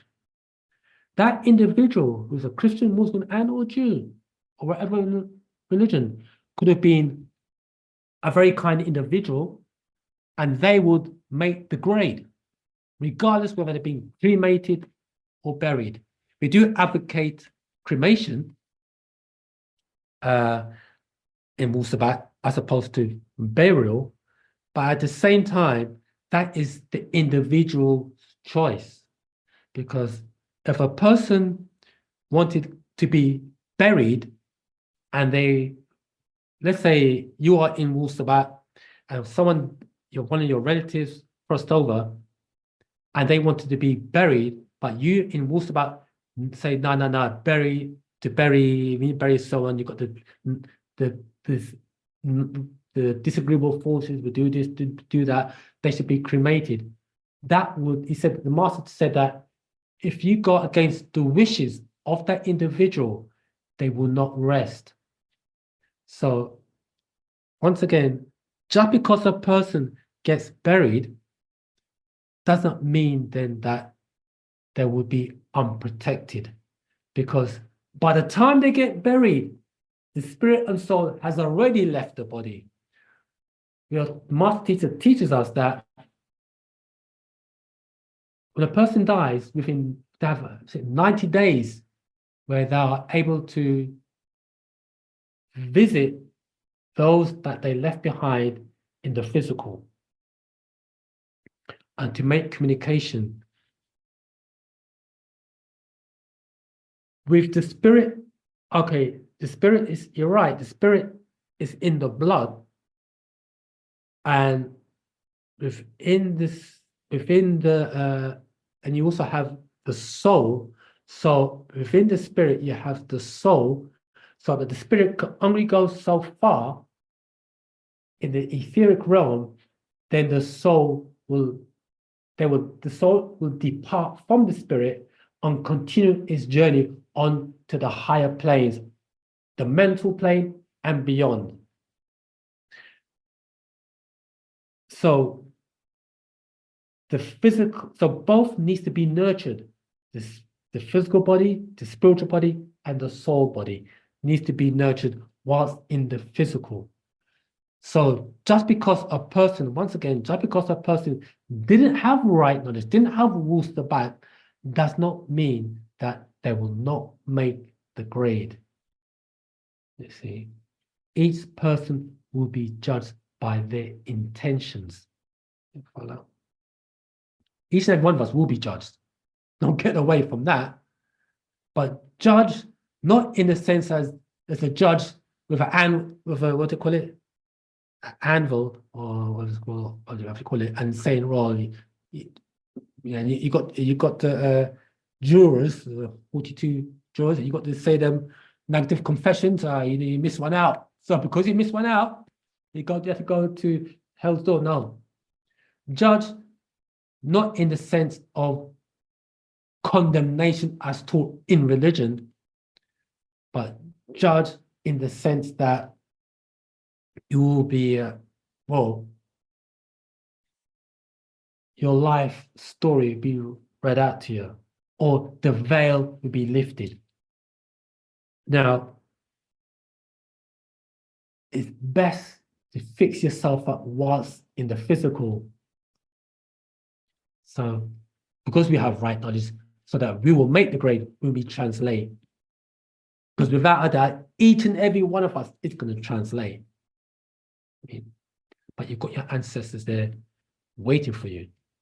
But what we've been taught by religion is misinformation, as there's a God and he's there and that's it. Either you go through the pearly gates or you take the lift downstairs. So it's not like that. No. In actuality, we are our own judge. We judge ourselves based upon our acts, deeds, and intentions whilst in the physical. Okay? So, just to reiterate, if your wish is to be cremated, or if the wish of the relative or somebody that you know has crossed over wish to be buried, then that's their wish. You see, so okay, I hope that helped, Samantha. Is that Jackie? Yes, Jackie. Jackie's got a hand up. Yes. Okay. I just want to read. Just we've gone on to this thing called time. This is coming from the proof, page 91. This is verse 604, and it reads: so in fact, material fatar, natural nature, is physical in some form on the side from matter, and ethereal is without form on the side of antimatter. Time does not exist.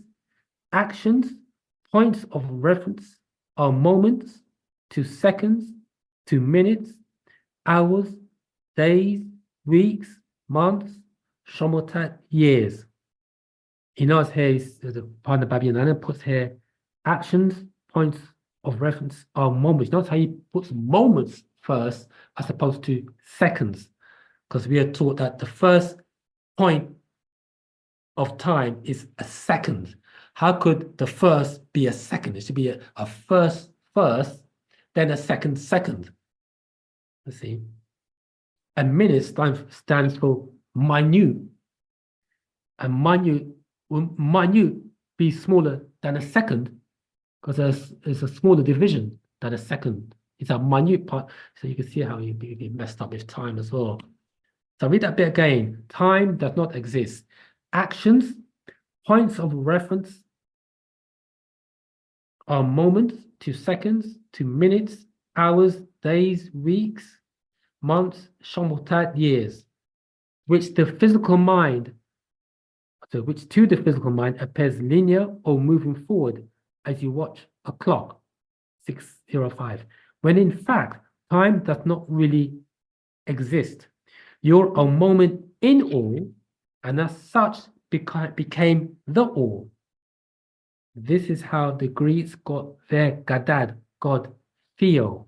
We say theo, theory, theory, or speculation, or just a belief system. That's what they call. That's what their God is. Just a belief system. They tell you they agree. 607. Just as time and place. As you say, I'm at this or that place, you will realize that it's no place at all.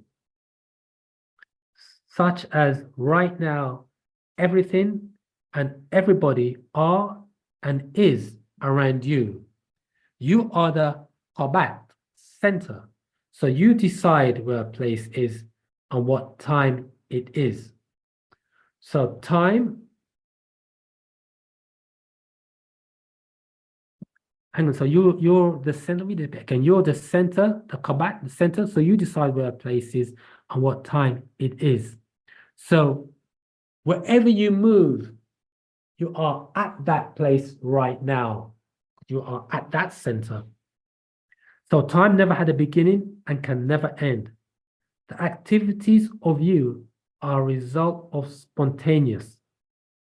That is, natural nature acts and reacts automatically to, in, and by conditions that are brought on by you, the rule maker, the dawara, cycle setter, in conjunction with opposites. So I'll read that bit again. The activities of you are a result of spontaneous. I think that's be spontaneity. That is, natural nature acts and reacts automatically to, in, and by conditions that are brought on by you. So when we talk about fate, that's based upon us and what we do, and the forces of natural nature work accordingly with fate. Okay. As I said, we are the rule maker, the cycle setter in conjunction with opposites. And when we say opposites in nature, meaning that the forces of nature works by way of alteration and alternation. Alterates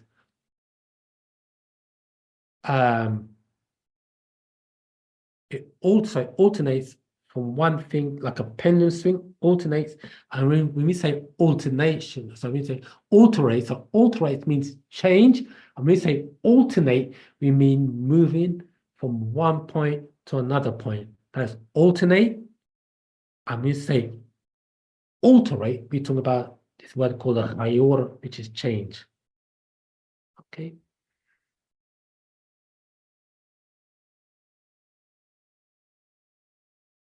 And let's say more on time.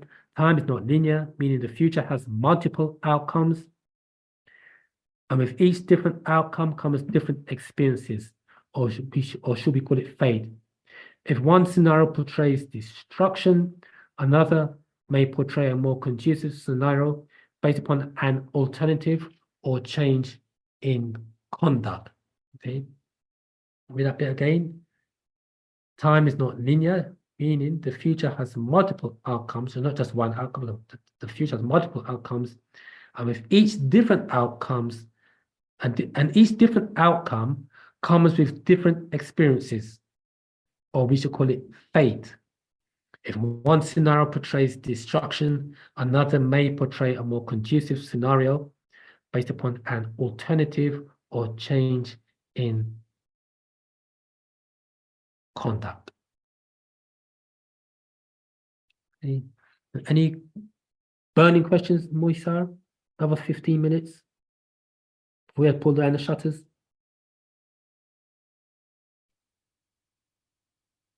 Any more questions, fam?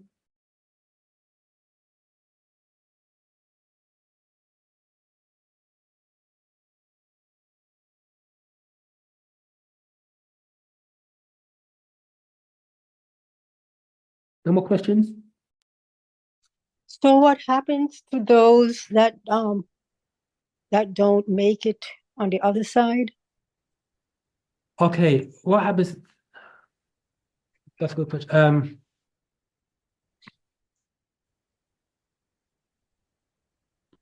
Two things happen. Either one, they would come back into the physical on a new cycle, on another cycle, or they would stay in those lower abodes, and those of us that are in the physical can help raise them up to that level. The reason why we say that is because remember that we are both physical and spiritual, and being in right knowledge, Wu-Sabat, based upon our practices, we can help them make it, help them on the non-physical, those who have never made it, raise up to that degree whereby the ancestors who have made it can grab hold of their hand and pull them up. The reason why we say it like this is because those ancestors that have made it, they could only drop down so far. Because if they drop down below a certain level, they too will get trapped. So what we have to do whilst in the physical, we have to elevate to the point whereby our ancestors who have made it can pull us up. And as they're pulling us up, the ancestors that haven't made it, we are raising them up as well. So as we're raising them up, and our ancestors who have made it are raising us up, the ancestors who have made it will reach those who haven't made it, and they'll all go up together. You've got those that are so low that they have to go into the light and take the light of chaos once again. Okay. Okay. So those of us who are, as it's said like this, those of us who are in Wu-Sabat, we become the saviors for our lineage. For How those does who, it work? How does that work? How does us being raised up in Wu-Sabat help them? How does it look? okay, yeah, how does it look? Yes, I mean, what is it like? You know, is it that the knowledge that we are getting help them? Exactly, how does it work? Yeah, it's not only is the knowledge, but it's the application as well. Because the knowledge, what the knowledge does, it will recalibrate our thinking processes, and our practices will help pull them up. And by raising them up, the higher ancestors will be able to hold their hand and raise them up to the next higher levels. So it's based upon not only our knowledge, but our practices as well, you see. So And so what happens if they end up on that lower realm in the light that you mentioned? You know, there's what chaos and confusion over there. all right, yeah. If the relatives who have not made it, who have not made the grade, they would have to come back into the light. They have to come back into the light and go through life's processes, you know, the ups and downs of life in the physical, you see. Are you talking about being reincarnated? Yeah, that's it. Come back. Yeah, be flesh and blood once again. Okay. You see, but the thing is though that so it's like this, because we talked about this in the previous classes. Those that haven't made it, the reason why is because that they have become so physical. They become so physical that they wish to participate in the earth plane. So what they do is they've used those of us that are alive as the conduit or the means by which they can experience life. They want to go to the nightclubs. They want lust and luster. They want to go to the liquor stores, you see, because they want to experience life again. Now, let's say, and they would use your body as a vehicle for those means. And they don't care if it means you dying, because they just move on to another host.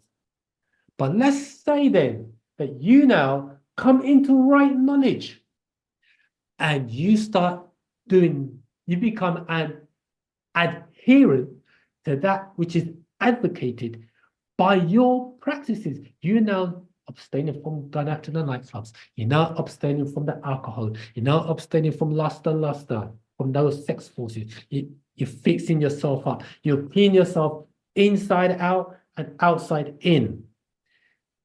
That ancestor or ancestors, you begin to raise them up because they no longer can use you as a vessel to fulfill their needs, because you are now, by you disciplining yourself, we don't realize that we are also helping those ancestors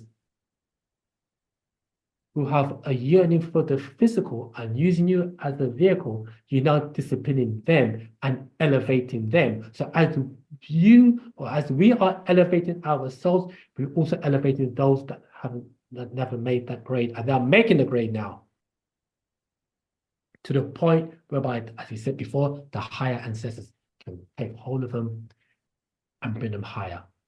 Okay? Great, thank you. You're welcome. Remember, always remember, fam, that we are both physical and spiritual. And they are only spiritual who want to have a physical experience, even though they're dead. Well, I don't use the word dead, but let's say dead. They're not in the physical. But we are physical, so we're having the physical experience, but we also have a spiritual experience. Physical and spiritual merging together will help them who are spiritual. And they will elevate, the higher ancestors can take hold of them, and we all elevate together. Okay? And we could elevate to such higher heights while still in the physical and become like Pa Munzal, Pa Nababiananan, okay? And have access to the higher beings, because there are higher beings. There are higher beings. Okay? So is that when you reach 9 ether? Is that when that would happen? No, you are not ether. You are not ether. I hear what you're saying, yeah. What it is that you are accessing your potential, your full potential. You are accessing your full potential as a deity in human form, of which we are. What has happened is we have dropped down to mere mortals. Some of us dropped down even lower than mortals, to beasts and even demon. But we are, I use that biblical quote, John 10:34. Isn't it written in your law, I said, ye are gods? Psalms 82:6. Isn't not written in your law, I said, ye are gods? All of you are children of the Most High. So you are, the word God there in the Hebrew is Elohim. Or in Mispatia, we use the word Mun.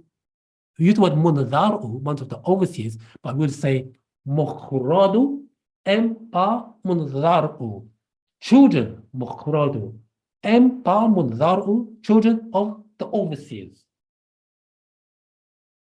All we need to do is come to that realization. That's all we need to do, is come to that realization under the banner of love and unity.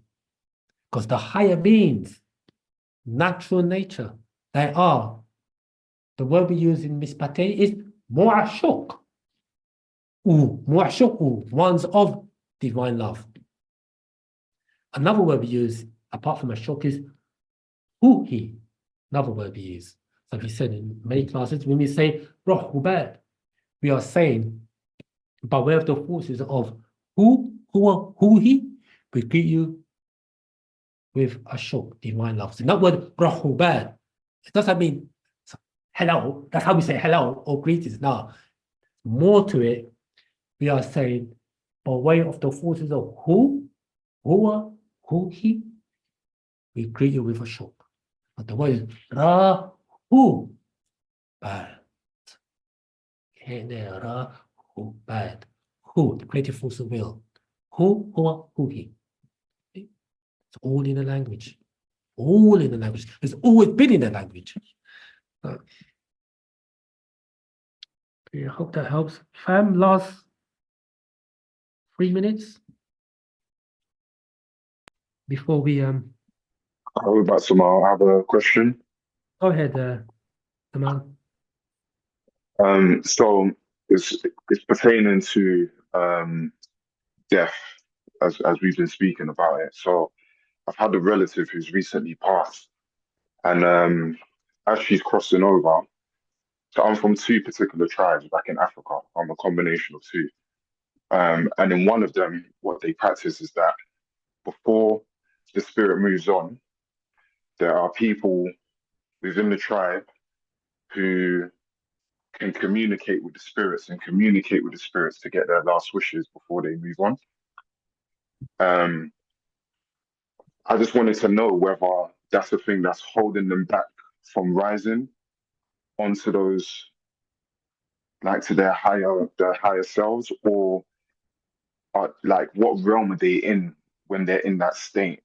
I don't know whether my question is quite clear, if you're understanding where I'm coming from it. So you said you got certain people that can communicate with those who've departed. Yeah. But they haven't. I don't. What my question is have they risen already? Are they, or are they in like lower etheric states at that point? And are we in that situation? Are we preventing them from ascending if they're not happy, for example? Would that prevent them from ascending onto the higher etheric states, or do they just stay where they are, or do they drop down? If that makes any sense.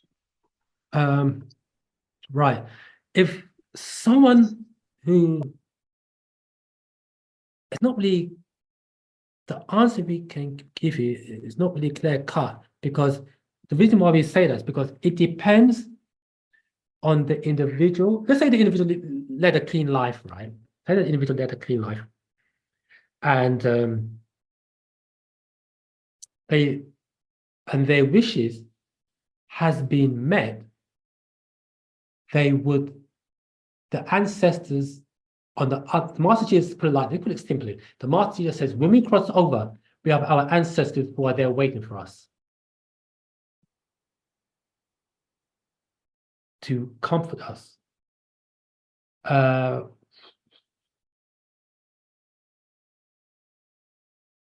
I want to say is like this. Let me give you a scenario.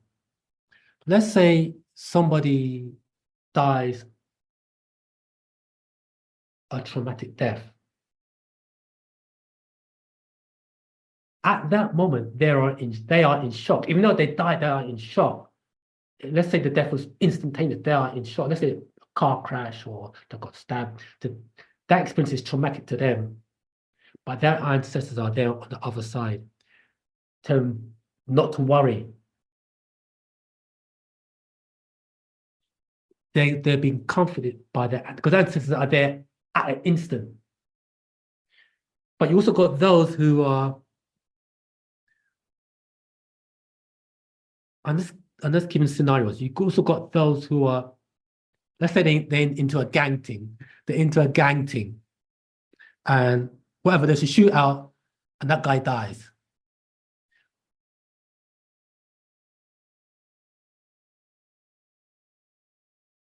that individual who dies, he is in a tormented state. And because of that, the individual who shot him, he's going to stick onto that individual who shot him for life and torment that guy for shooting him. Now, let's create another scenario. You're in war now, and you decide you want to join the army, the British Army. You go to Afghanistan to do the king's bidding, and you kill somebody. I think nothing of it. But when that person dies, that person who you killed, even though he's part of the enemy, his spirit will latch on to you, the guy who's a soldier, and torment them for the rest of their life. That's why you hear stories of people who've been in the army. They cannot settle, or they have trouble settling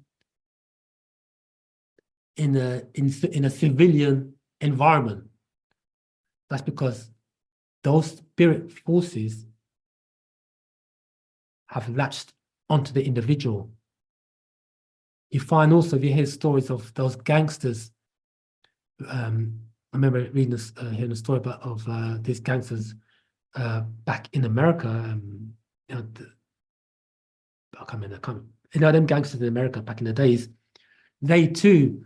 I remember one woman was talking about her husband who was killed so many people. The man, when he went to sleep, it's like he's having nightmares, fighting in his sleep, and that's because of the fact that he killed so many people. See, so but back to your question, Zamal. We cannot give a clear-cut answer, but if the individual has wishes that they wanted to be fulfilled when they crossed over, they definitely won't be in a tormented state as long as those wishes have been fulfilled. I hope that answered your question, Zamal. It does, Jamal. Can I just ask one more leading question to that? Okay, one more, because they're putting the shutters down. Go ahead, Zamal. Yeah, no problem. So when that, for example, if someone isn't fulfilled, or they feel that someone's done them wrong, or if someone has killed someone, for example, and you say the spirit kind of latches onto that person, can that also go down towards like their lineage? So could that affect their children? That's right. That's right. The reason why that's correct is because we're linked by the blood. And as another sister said earlier on, that the spirit is in the blood. And you can have other spirits spirit forces can latch onto onto the wrongdoer's spirit, and it passes down.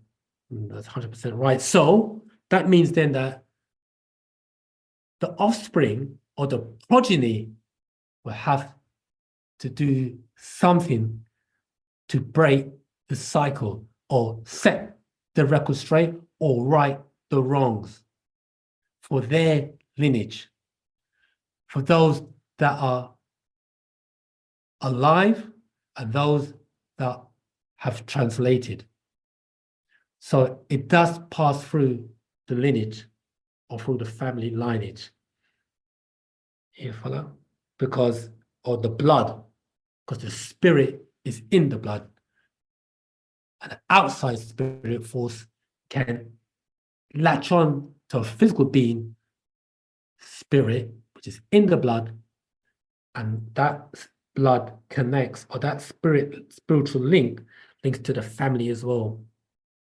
So the progeny, if they are aware of it, will have to do something to break that cycle, to break that wheel. Okay. I hope that helps. Overstood. You're welcome. Right. With that being said, fam, we've over the parking space time by 6 minutes. So I'll pay the fine for everybody. Don't worry. Not the penalty charge notice, the PCN, we call it here in the UK. I'll pay that for you all. And I'd like to say once again, tawakum. Thank you all for attending today's class. It gives us much pleasure. I don't know if you had somebody raise their hand. Heinrich, unfortunately, we run out of time.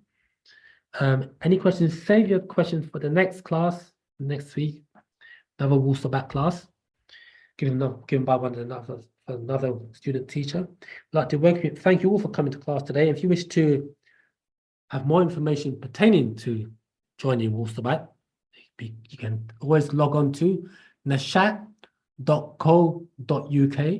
or United, well, what's the United Sabian Worldwide.com for more information. So once again, tawakum. Until next time, akhros. Give and take care, Moisar. Wadu.